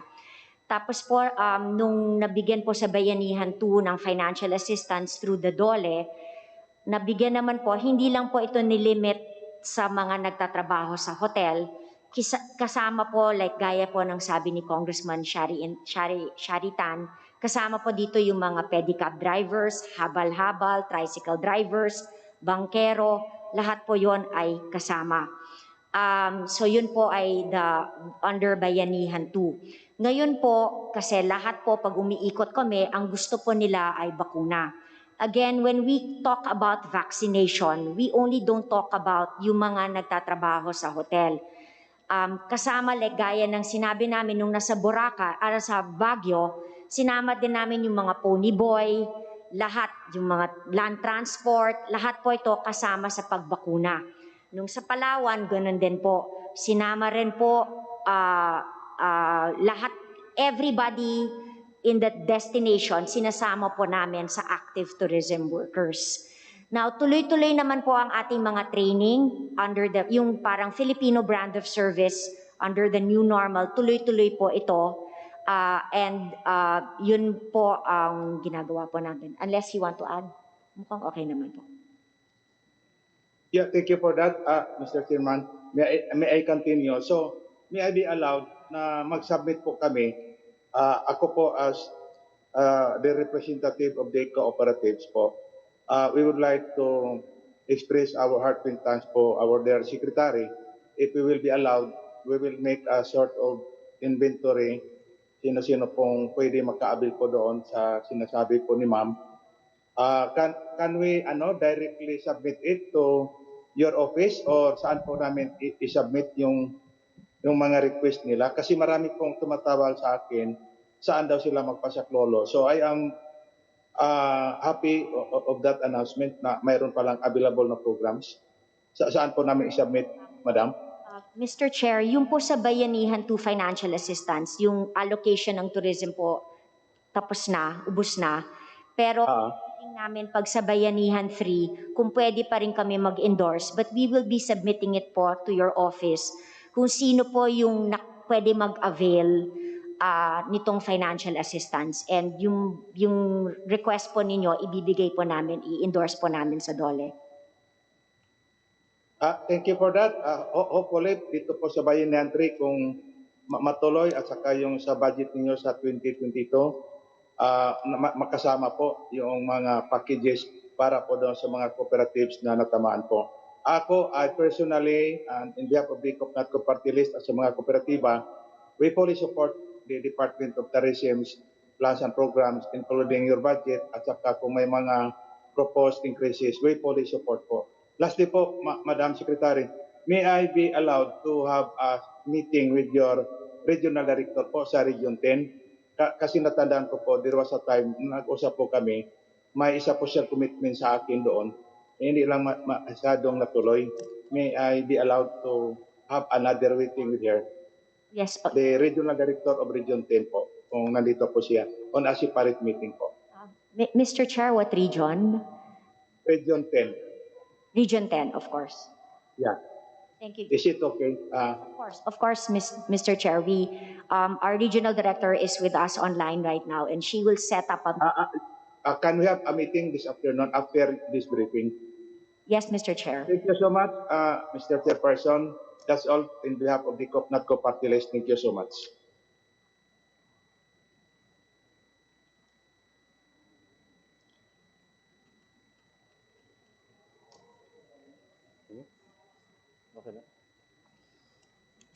Thank you. Can maybe ask if the Honorable Hector Sanchez is in the Zoom session already?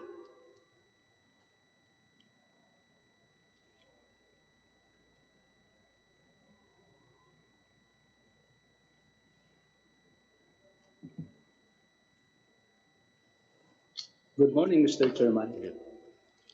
Yes. Please proceed, Kong Sanchez. You're recognized. Salamat po, Mr. Chairman. First, I would like to congratulate and commend the good Secretary, Bernadette Poyat, and of course, the family of DOT for garnering the first department. And also, I would manifest to support to the department and add more funds because as noted of everyone, this is everybody's business, especially for the new normal. My first question, Mr. Chairman, I have noticed that in the Philippines.travel website, where tourism.go redirects a user under the see and do portion. Catanduanes only has one thing to see and do, which is Puraaran sorting. That is a grave injustice to my province of Catanduanes because there is so much more to see and do in my province. In fact, I have requested assistance to your office to conduct a dive site mapping in my district to identify sites with high tourism value. May I know whether it is possible for Department of Tourism to conduct not only dive site mapping, but also mapping of other tourist venues so that it will be included in the DOT's website, which will finally reflect comprehensive and accurate information. And may I know how soon can DOT rectify the error or injustice done to Catanduanes by only showing one thing to see and do there? Yes. Mr. Chairman. Definitely, our regional director, Region 5, will get in touch with you ASAP. Um, we will definitely add more to what to see and do in Catanduanes, not limited to diving. It could also be culinary and the sites, outdoor activity lahat. We will be meeting with you this afternoon. I agree with you, dapat hindi lang po isa. And then we will, as soon as we do we meet with your office and to see what circuit we could promote in Catanduanes. We will be uploading it as soon as possible in our Department of Tourism website. We apologize for that, Mr. Chair. Thank you, Secretary. Next question po, Sir, Mr. Chairman. Can I continue, Mr. Yes, Chairman? please. Yes, you're recognized. Yeah, in the regional allocation of DOT's 2022 budget, the central office cornered 80.1% of the budget, amounting to 3.04 billion pesos, which NCR comes second with 8% or 304.9 million, while the rest of the regions are getting somewhere between a missing 0.06% and 1.1%. When in truth, this is the tourist destination in the regions outside of Metro Manila that contribute greatly to the tourism industry in the country.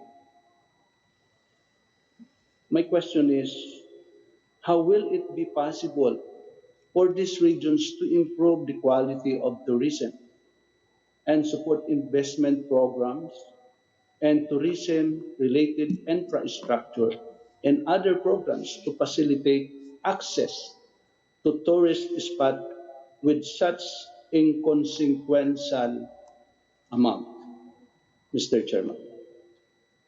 Yes, Mr. Chair, though it is lodged in the central office, this is distributed equally to all the regions. We will be submitting to you according to what the regions request. We will be distributing it to you. It's not only for central office, but most of this kasi are large mga trainings emanates from the central office.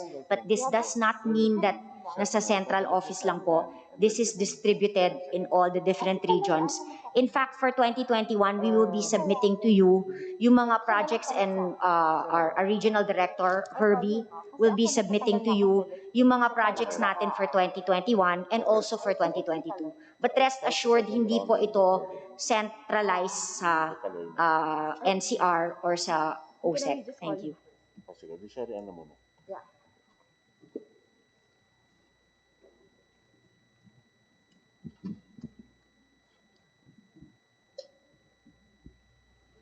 Yes, Kong Sanchez? Thank you so much, Mr. Chairman, and maraming salamat po sa ating mahal na kagalang-galang na Secretary, Bernadette Puyat, at sa kasamahan po nila. Salamat, maraming salamat. Magandang umaga. Thank you, Congressman Sanchez. The beauty of Catanduanes is actually legendary, and I personally hope to visit there when all of this is cleared up. With that, we will now begin the second round, and may we recognize on the part of the. Oh, I'm sorry.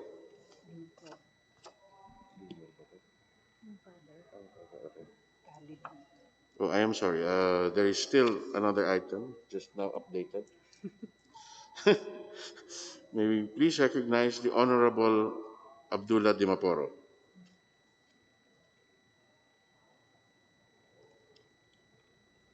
Thank you, Mr. Chairman. Can you hear me?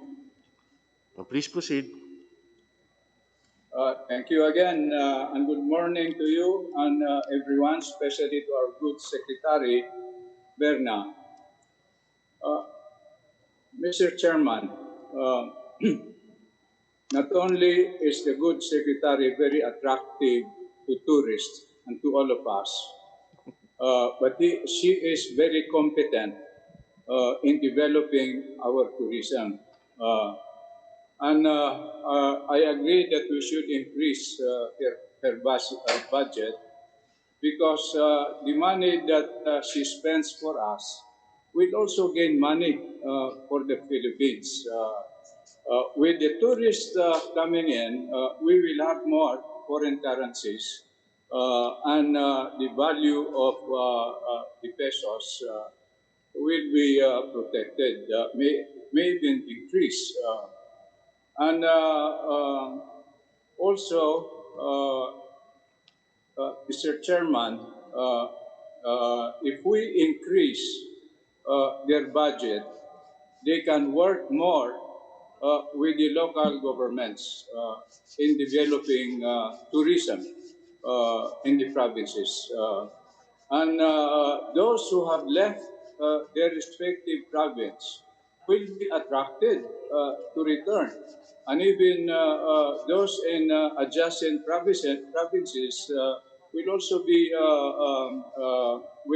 be visiting where there are tourist attractions, meaning that the department will help in the circulation of money and therefore in development of our country. And it will also help increase the budget that is being given to the other departments, Mr. Chairman. So I support, Mr. Chairman, that we help the good secretary to have more appropriations. Thank you, Mr. Chairman. Thank you, Honorable Dimaporo. Um, so with that, um, have been given both the minority and the majority listed earlier a chance to ask their questions. We start the second round. Um, the reservations have been made. May we please recognize again. Si Sarate. Wala pa yung sir. Sa second round na to. Second round pasok siya. Hindi naman siya pumasok sa first round. Okay. So we now recognize the Honorable Sherry Antan for the second round. Kong Tan, you have another 5 minutes.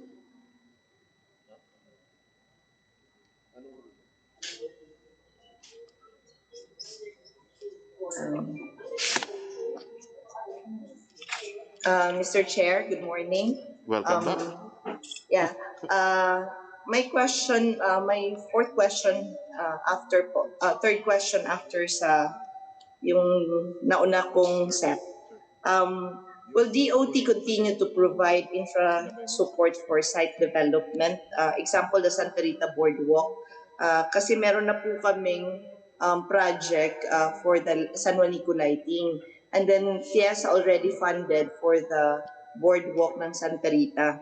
And ngayon sinulatan po kami sa province na hindi muna maibibigay because of the current situation of pandemic. So, ang question po namin, maibibigay pa rin po ba to ng TIESA or hindi na po?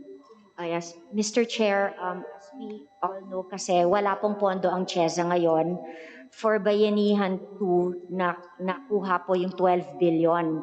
And because wala pong travel ngayon, walang travel tax. So zero ang budget ng TIESA. In fact, TIESA po ay humihingi pa ng budget para pang sweldo ng kanilang mga tao. But rest assured, Mr. Chair, kapag may pondo na, we will act on this. But as of now po, wala po kasi wala pong pondo. Thank you, Mr. Chair. All right. My last question po, Madam, Mr. Chair, to the good secretary. What are DOT's specific program for farm tourism development, specifically in areas like Samar, where farmers need support to become farm tourism sites? As of now po kasi, Mr. Chair, it's not only for farm tourism, but we call it the nature school, which we also include the flora and fauna, the endemic trees, where DNR and DOT can collaborate. Thank you, Mr. Chair. I'll give the floor to ASEC Chris Mar. Thank you. Hello. Thank you, Madam Secretary. Mr. Chair, we are focusing now on product development and market promotion for farm tourism for areas that are developed na po. Especially, I think you have a project on green livelihood. And one aspect is to include culinary tourism as part of the tourism offering of the farm tourism sites, and also integrate cultural tour circuits within the farm tourism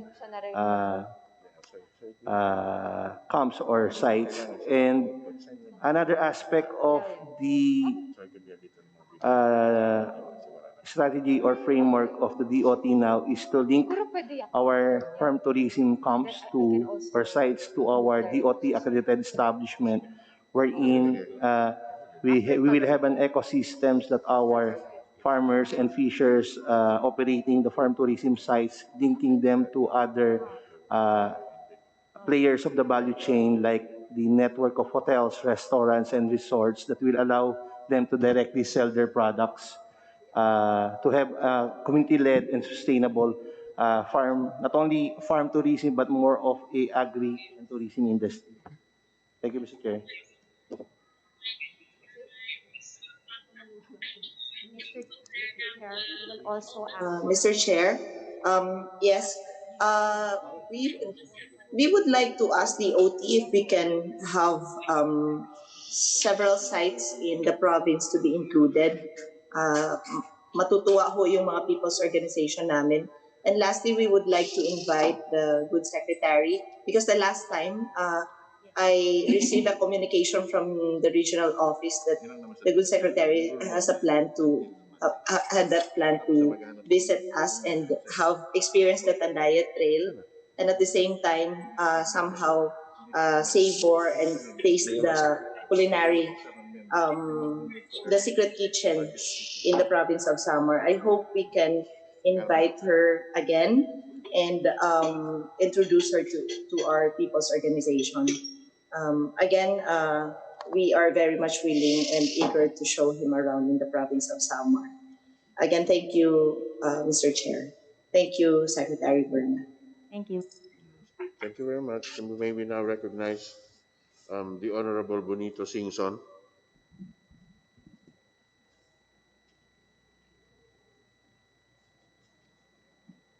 Your Honor. Mr. Chair, yes. That's my second round, Mr. Chair.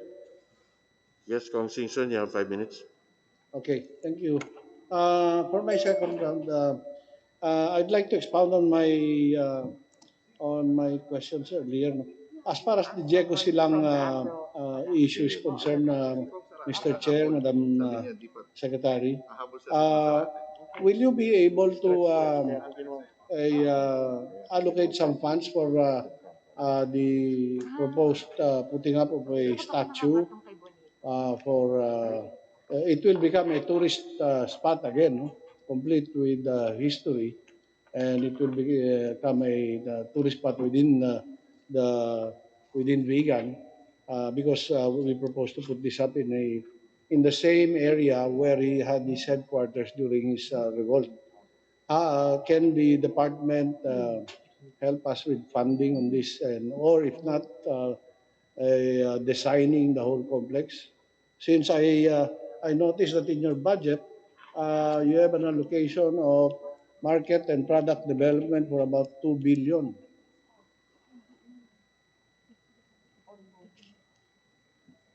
Yes, Mr. Chair, with regard to infra, that is with Chiesa, And as I've said, wala pong pondo ang KEZA ngayon. But we could actually submit this to the National Historical Commission of the Philippines, NHCP, kasi may budget po sila for monuments. So we will be Okay. endorsing this to the NHCP. So as soon as I file the bill, Mr. Chair, Chair, I'll be providing a copy to the Honorable Secretary. Then, which leads me to ask, the 2 billion that is included in your budget for market and product development, what's the utilization of this fund? Utilization. Yeah, you're asking Congress to allocate to more or less 2 billion, no? Market and product development. I'll ask Yusek Verna, please.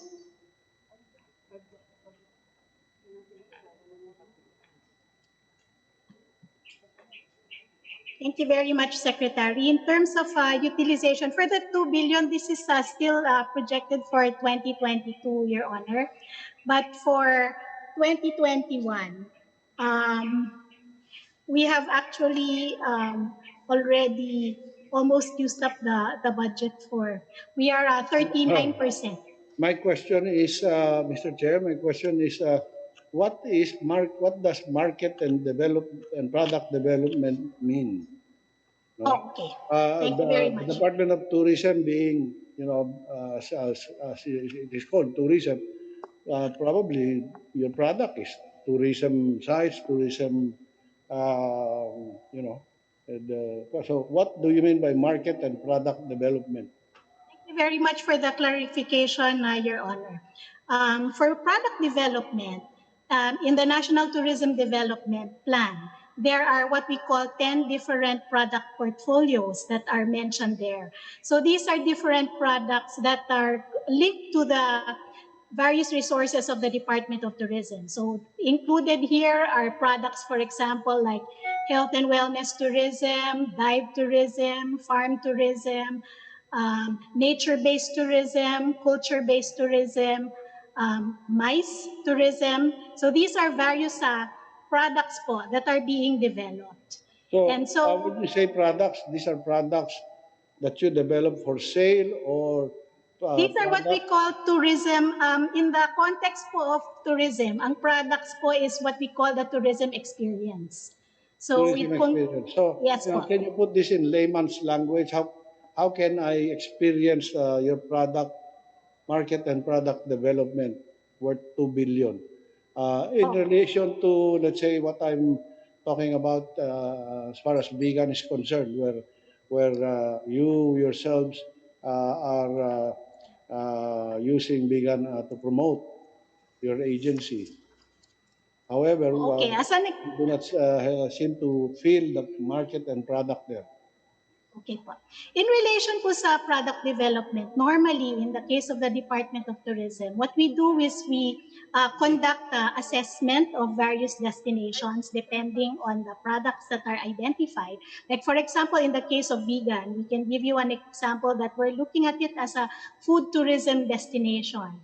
And we conducted the validation trip not only by the Department of Tourism, but our partners in the private sector. And in that particular validation trip, for example, on slow food, slow travel, we were able to discover that there are quite a number of iconic dishes and arc of taste products that are prevalent in that region. So the idea there is to develop various programs, like for example, developing a market tour for the vegan public market, because when we went there, we saw so many different interesting products on food tourism there. So yun po, that's included in the whole gamut of product development. Packaging the product, training the stakeholders. Like for the market tour of vegan, we can train, we're looking into training possible local guides for development and also working with your tour operators, local tour operators, to run these programs for domestic and foreign tourists eventually. So this is normally the process that we do. We validate, and then the private sector will now package, and then eventually these products are marketed. So this is how we do it, sir. May I may I know specifically how much is allocated to Bigan for your market and product development? Okay. Sir, can we provide you with that information? We can send that to your office because there are quite a number. I think there are also some programs that are related to bike tours and cultural and heritage tourism. So we will submit this to your office. So yes, and then basically this is concentrated on food tourism. Not necessarily food tourism, sir, because according to our regional director, they're also developing programs like bike tours and heritage tourism programs. Okay. So as I said, no, and the 2 billion that's allocated for this, and particularly the amount that's allocated to Bigan, cannot anymore be reallocated for, let's say, more. If we were to make suggestions, which we would consider more meaningful, more permanent, more visible, and definitely tourism attraction. No? Definitely, the inputs of the Honorable Congressman will be much appreciated as we go into detailing the programs that we have for 2022. Thank you very much. Okay, so my question is, you can still reprogram those funds that are allocated or not anymore for There are 2020? certain, pwede naman po yun. Kasi hindi ba right now what we are presenting are the indicative budgets that we have for 2022, but there will be some leeway for adjustments. Okay, Mr. Chair, may I request that the department send me to the committee, copy furnish this dispensation, a detailed list of their requirements for a possible reprogramming of whatever funds they may have allocated in our particular area of Bigan, considering that Bigan is a major tourism one, and we would like to the programs, tourism-related programs by all agencies concerned, will really be it will add value to what we have there now instead of going into programs that may not be that may not have a long-lasting effect and may not contribute economically to our area, Mr. Chair. So may I ask the department to submit to me a list, the detailed listing of their programs, and then the procedures on how we can request for a reprogramming if in case there is a need. Mr. Chair. Thank you, Mr. Chair. Okay, so can I get that commitment, Mr. Chair, from the Department Ye- of yes, of Tourism? course, I will make that commitment on behalf of the department. With your time is up, Thank you, Chairman Mr. Chair. Thank Singson, you for is there accommodating anything me. more? No more question, Mr. Chair. Okay, thank you. I will just wait for the documents that I requested. Yes, thank you to the Honorable Singson. Again, to those that are watching earlier, if we are going to put together both rounds of the Honorable Singson, um, there is some, with regards to the term product and how it is applied here, simply put, it is this, no? I think it is going to be a request, Madam Secretary, for basically a product for artisanal or craft tourism. Something that we have not really looked at more, but has become more apparent now during the pandemic. We're seeing the popularity of pottery, weavers, etc. And we know that if we include the actual visits to these places, it also affords the our local artisans a chance to actually make sales to the tourists. Yes. And I know this is something that the that the department already has, but perhaps just to make it easier to understand, it is this kind of artisanal craft tour that we consider the product in the marketing sense. So um, the chair asks the department to provide the same for the Honorable Singson. May we now recognize also from Ilocos Sur our Deputy Speaker, D.V. Sevillano. You're recognized, Deputy Speaker.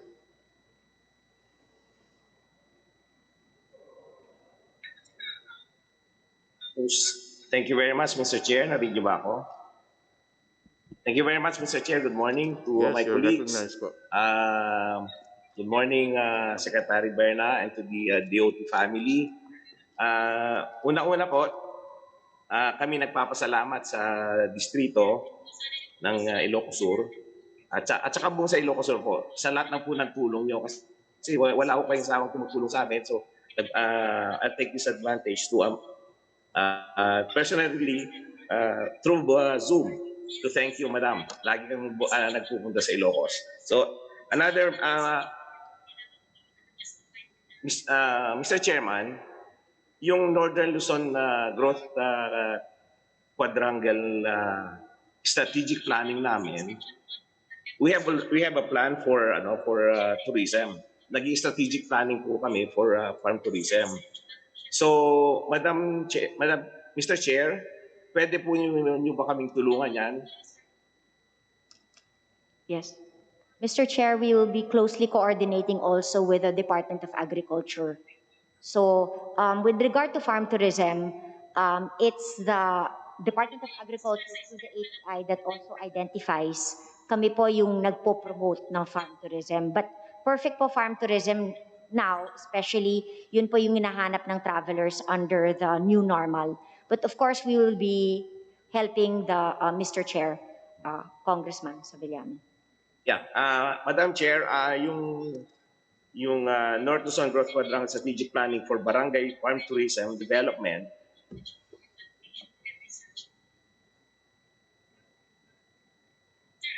Hello, hello? Yes, we can hear you.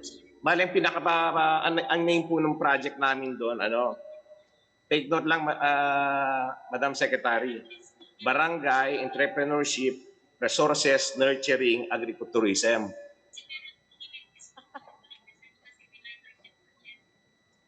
Maganda po yung ibig sabihin nun. Hindi ko po narinig. Opo, narinig ko po, Berna. Berna, okay. So yun yung sanang gusto namin pagpatulungan na programa sa inyo for Northern Luzon po. And that will include na yung mga sinasabi kanina ni Kong Bonito, nandiyan na ho yung mga traditional crafts, nandiyan na yung mga culinary, nandiyan na yung mga tourism sites, everything na doon po yun. So, sana matulungan niyo po kami dito kasi may program na kami for Northern Luzon. Para maging loop, di ba sinabi niyo kanina, na loop ito. So, all the districts, provinces, municipalities, nakaloop po tayo dyan. Another thing, Madam Chair, yung how do you get certification or recognition of yung mga barangay farm tourism? Yung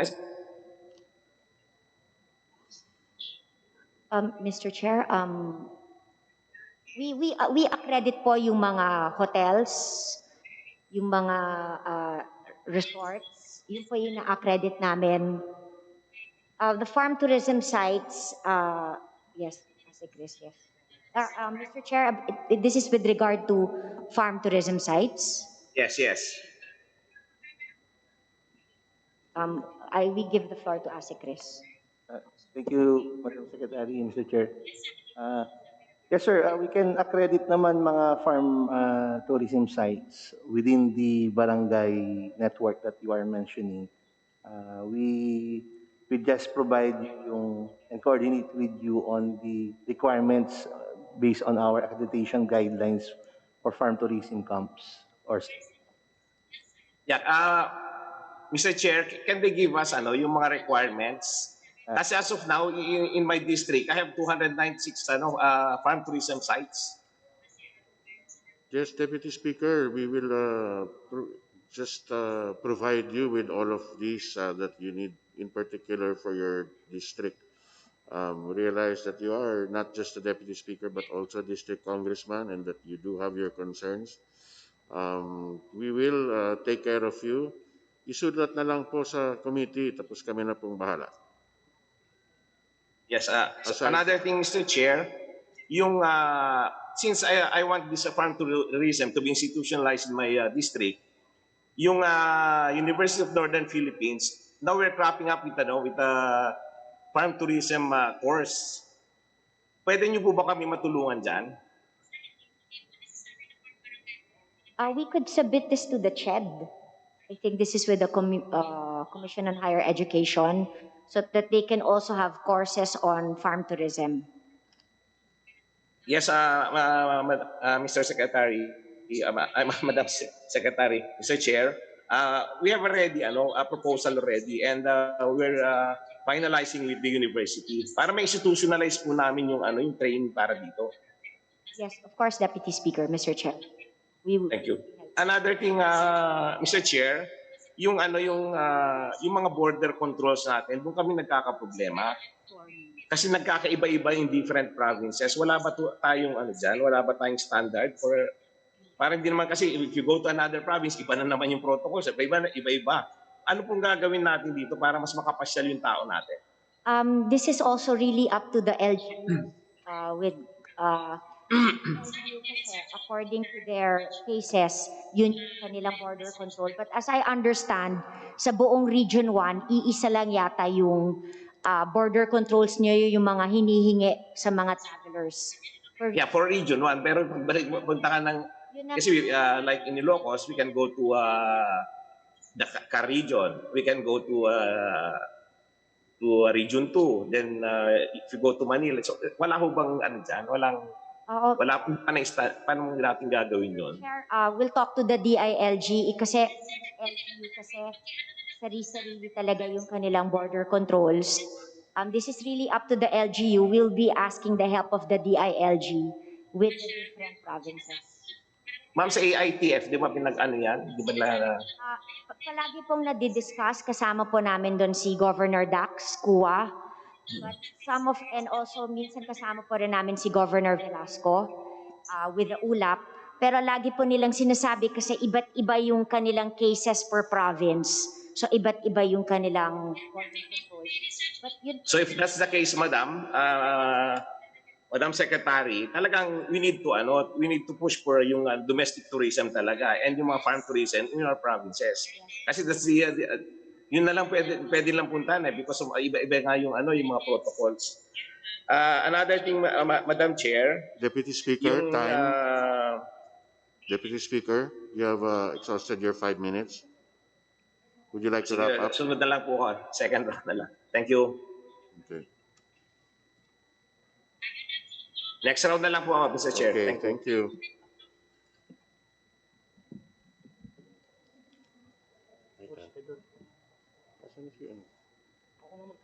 Okay. Is the Honorable, I'd like to recognize the Honorable Sarate.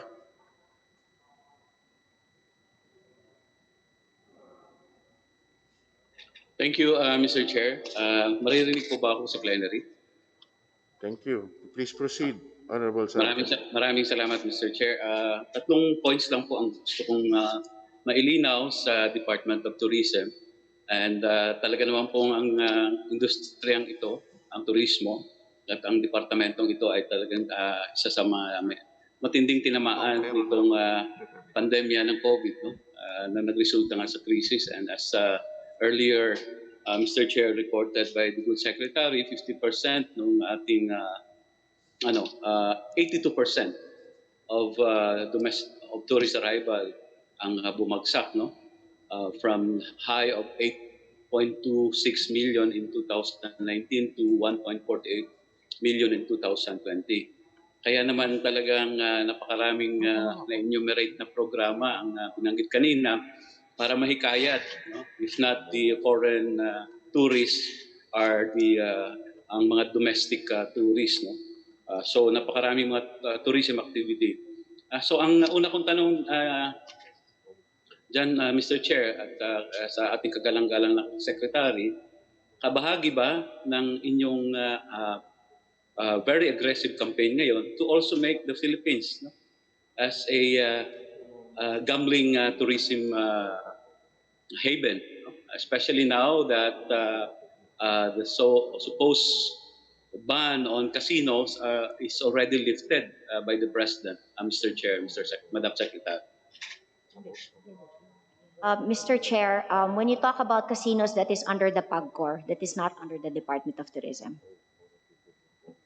Yes, Mr. Chair, I know that for a fact that the regulation of casinos are under PAGCOR.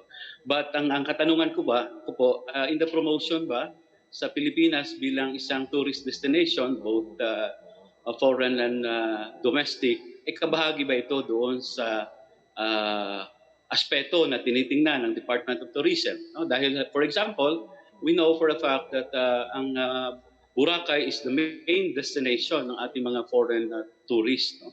At doon nga ay na-lift na itong ban on casino. And sino bang ina-expect natin na pupunta sa Boracay para sa mga kasinong ito, Mr. Chair? So I just want to get the take of DOT on this aspect, Mr. Chair. Madam Secretary. When it comes to the promotion of casinos, that is also under the PAGCOR. That is not with the Department of Tourism. When we promote our country, we promote sun and beach. Right now, ang hinahanap po ng ating mga travelers abroad, kung how safe it is here to come to the country when travel restrictions are lifted.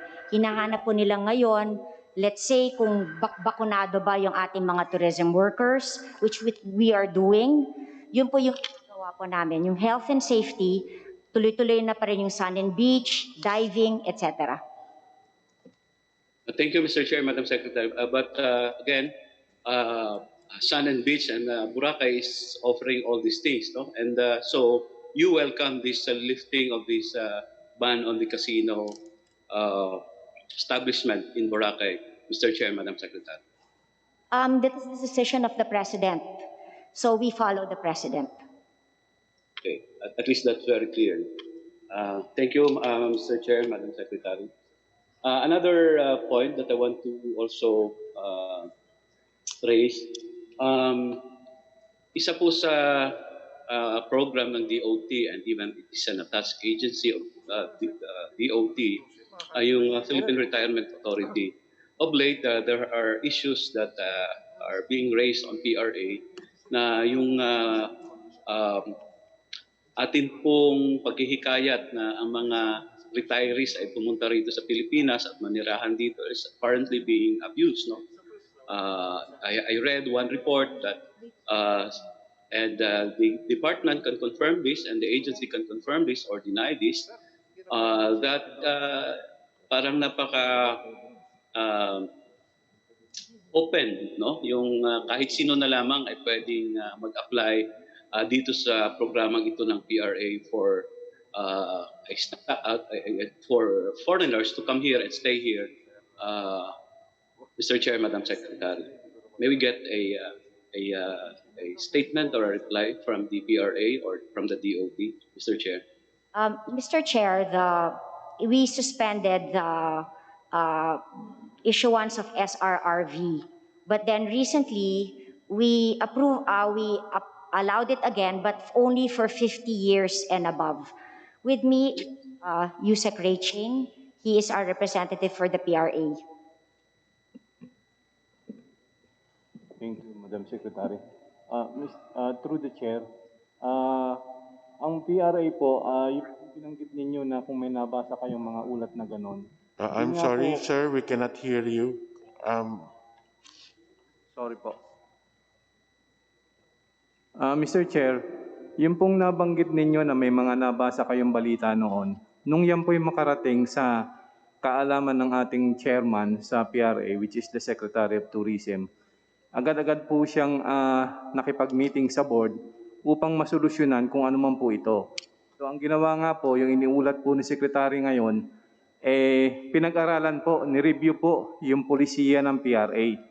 So nakita po nila na yung pong mga edad na tinatanggap noon ng PRA, which is batay rin po sa dating polisiya nung nakaraang mga administrasyon po ng PRA.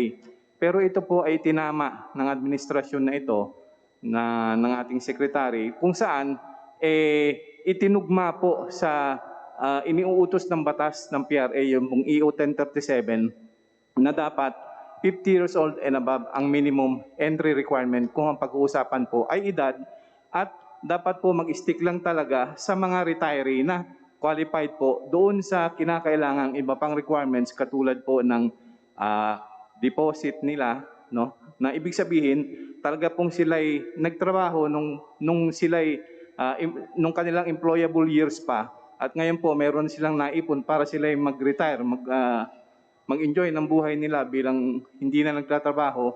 Yun po ang mga tinatanggap sa ngayon. Maraming salamat, Mr. Chair, for doon sa katugunan. No? At siguro as a follow-up dyan, well, probably that's a policy of previous administration and it extended even up to recently, no? At bago lang napahinto. May I inquire, what happened then to those retirees who na hindi naman pala qualified but were given as a residency status dito sa atin because even if they are below 50 years old, because of that nasamantala nga, Mr. Chair, yung policy na yan at parang naging haven tayo. No? In fact, there were even reports na napakadali palang pumasok sa Pilipinas at magbayad ka lang para ka na rin isang permanent resident dito. So may I inquire from the PRA what happened to those who were supposedly not qualified but given that status here in the country? Were this cancelled, Mr. Chair?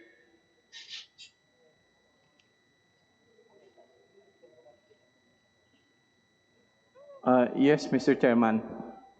Hindi naman po na legal po kasi yung punto, Mr. Chairman. Hindi po naman sinasabi natin na hindi sila qualified noon nung 35 years old ang program. Ito po kasi ay pulisiya rin na inilatag ng dating PRA board. Pero nung mga panahon po kasi ngayon, Mr. Chairman, hindi po ganoon ang environment natin. Wala pa po yung mga, kasi ang kinoconsider po noon yung maging marami tayong ma-attract na retirees. At may pinagbatayan din po daw sila ng 35 years old na yan, pati sa ibang jurisdiction. So hindi naman po ibig sabihin illegal po siya. Ngayon kung meron man po sigurong kinakailangan na gawing remedyo pa dyan kung talaga pong may pagkakamali, which is hindi naman for the sake of argument lang po, yan po naman pwedeng i-discuss sa ibang ahensya ng gobyerno, lalo na po sa ating katulad po ng BI. Maraming salamat, Mr. Chair. Pero dahil nga po ay nasa pamamahala yan ng PRA, even if it was the action of the previous administration or leadership ng PRA, at dahil nga binago ninyo po yan, Mr. Chair, ibig sabihin merong mali kaya binago. No? And hahayaan na lang po ba natin na ganun na lang? Ano? Nasasamantala yung policy na yan.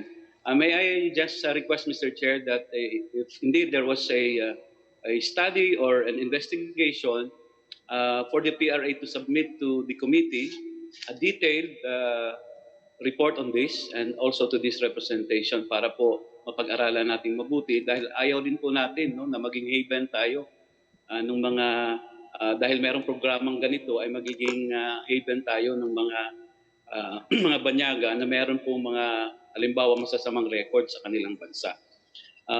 So may we get a commitment from the PRA for that requested report, Mr. Chair? Yes, the time of the Honorable Sarate. The time of the Honorable Sarate is finished. Can we have the commitment from the PRA? Yes, Mr. Chairman. By when can you submit the same? We will submit. Mr. Chair, just one last point, just a request also. I will no longer be asking question. Request na lang para isubmit din ng DOT or other agencies. This is in relation to our budget books now.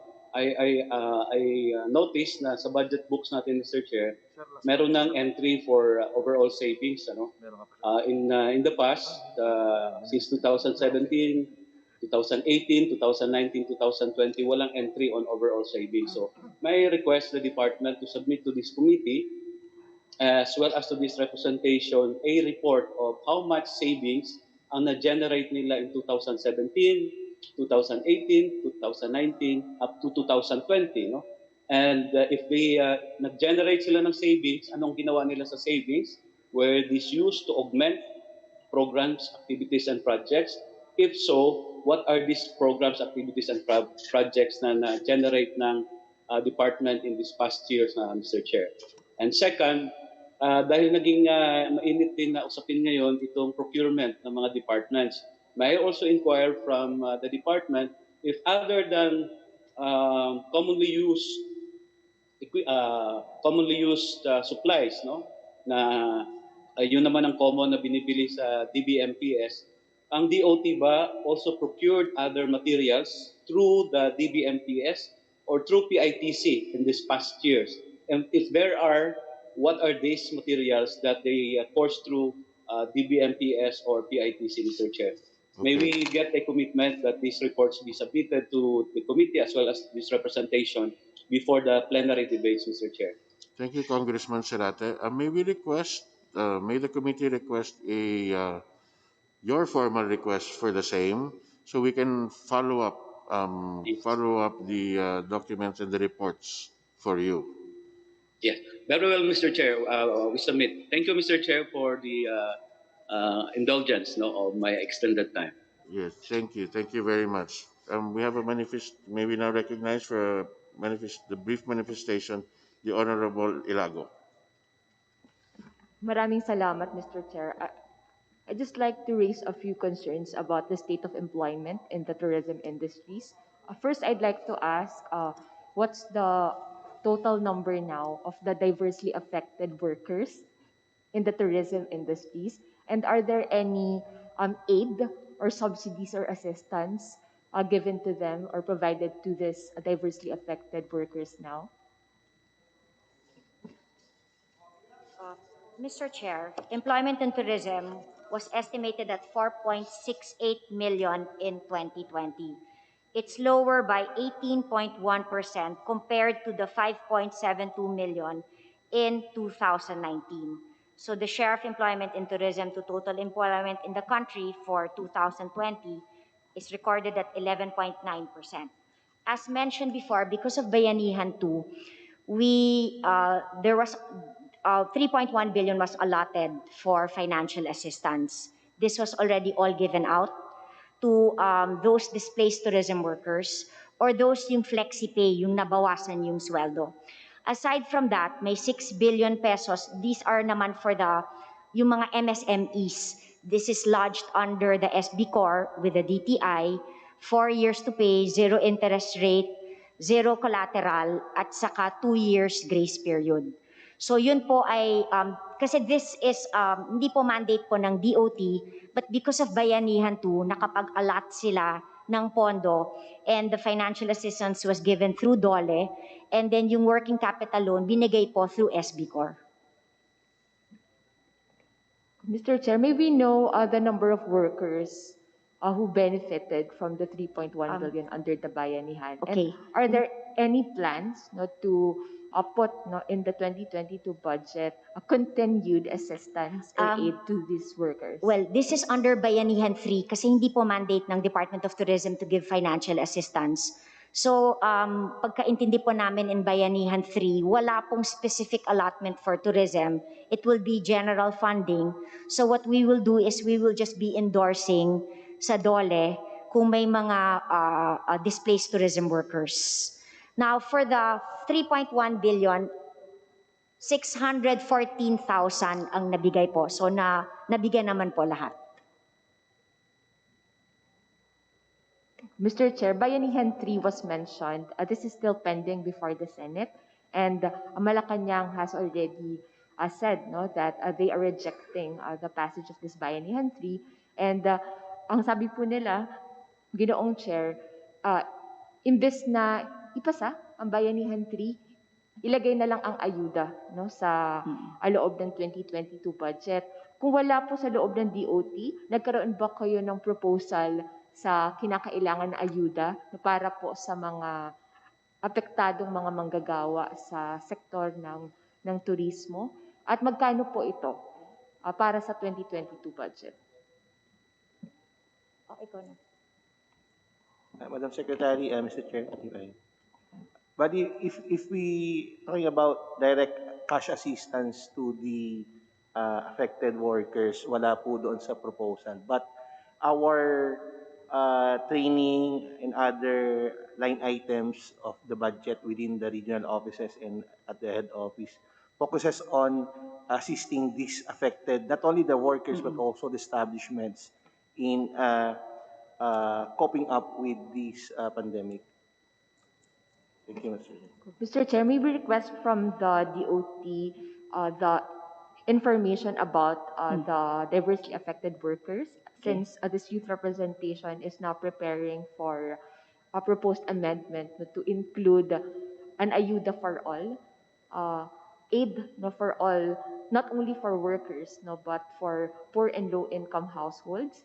And we hope po, no, Mr. Chair, no, kung kakayanin pa, no, meron ding dagdag na subsidiya, no, para dun sa ating mga manggagawa. Lalong-lalo na po sa turismo, sa industriya ng lodging, ng food, or restaurant, or hotels, no. Marami po dito halos sobrang hirap no, na makabangon. No, kahit pa kunti-kunti na rin nagbubukas ang ating ekonomiya. At ngayon na mas tumataas pa yung COVID-19 infections, nadulot na rin ng mga bago at mas nakakahawang variants, mas malaki po ngayon no, yung uncertainties no, pagdating sa muling pagbubukas no, ng sektor na ito. Now, Mr. Chair, no, sa pagsusumite ng DOT, we hope that we can further prepare no, for that in the plenary. Now, let me go to our next and final concern, the huge budget cut in the funding in the proposed budget for the Intramuros administration for next year. So, Mr. Chair, no, this is down to 64 million from 111 million from 2021. May we know the reason of this huge decline in the budget for IA? This was the budget provided by the DBM to us. That's why we are asking, Mr. Chair, kung pwede po madagdagan because it assumed na bukas ang Intramuros.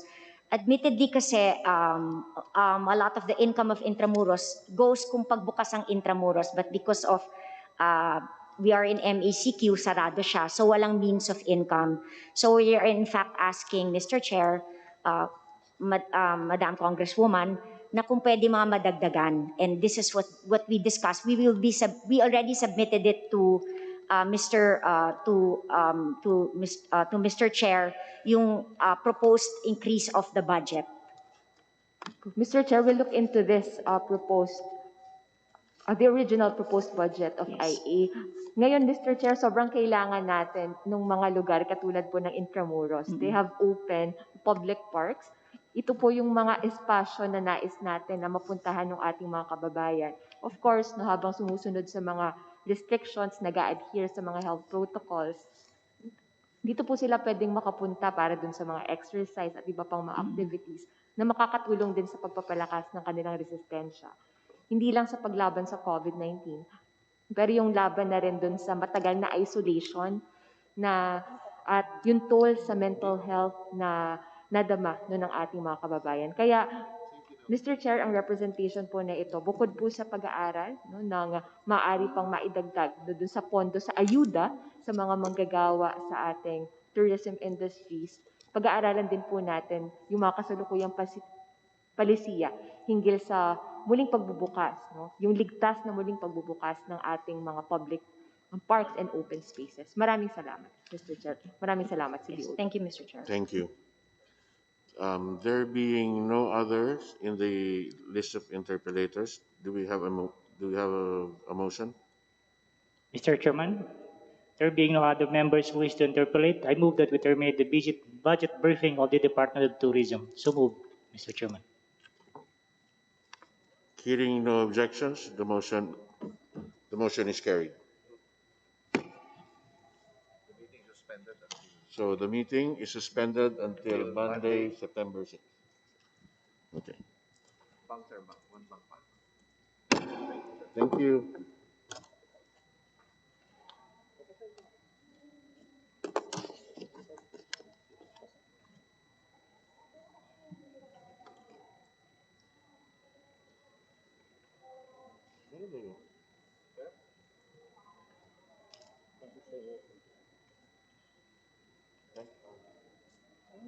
Thank you, sir.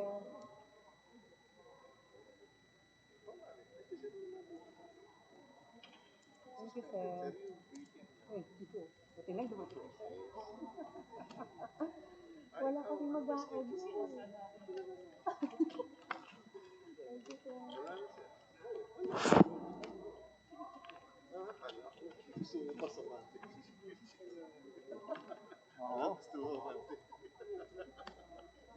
Thank you, sir.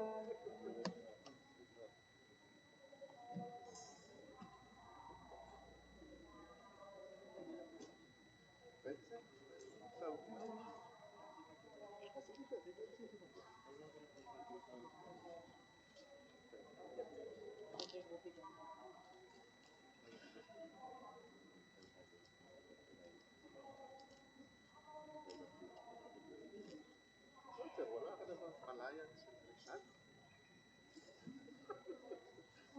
Wala ka namang lalagyan ng irrigation doon? Tinanggihan mo?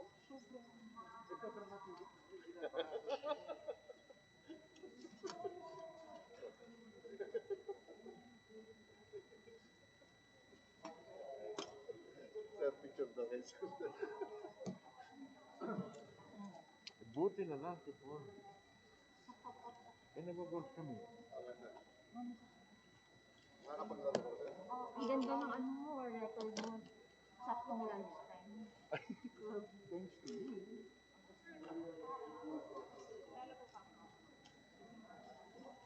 Nahiyota na ako. Kabila mo yan. Meron ka pa ba? Galing bilisan. Ang bilis.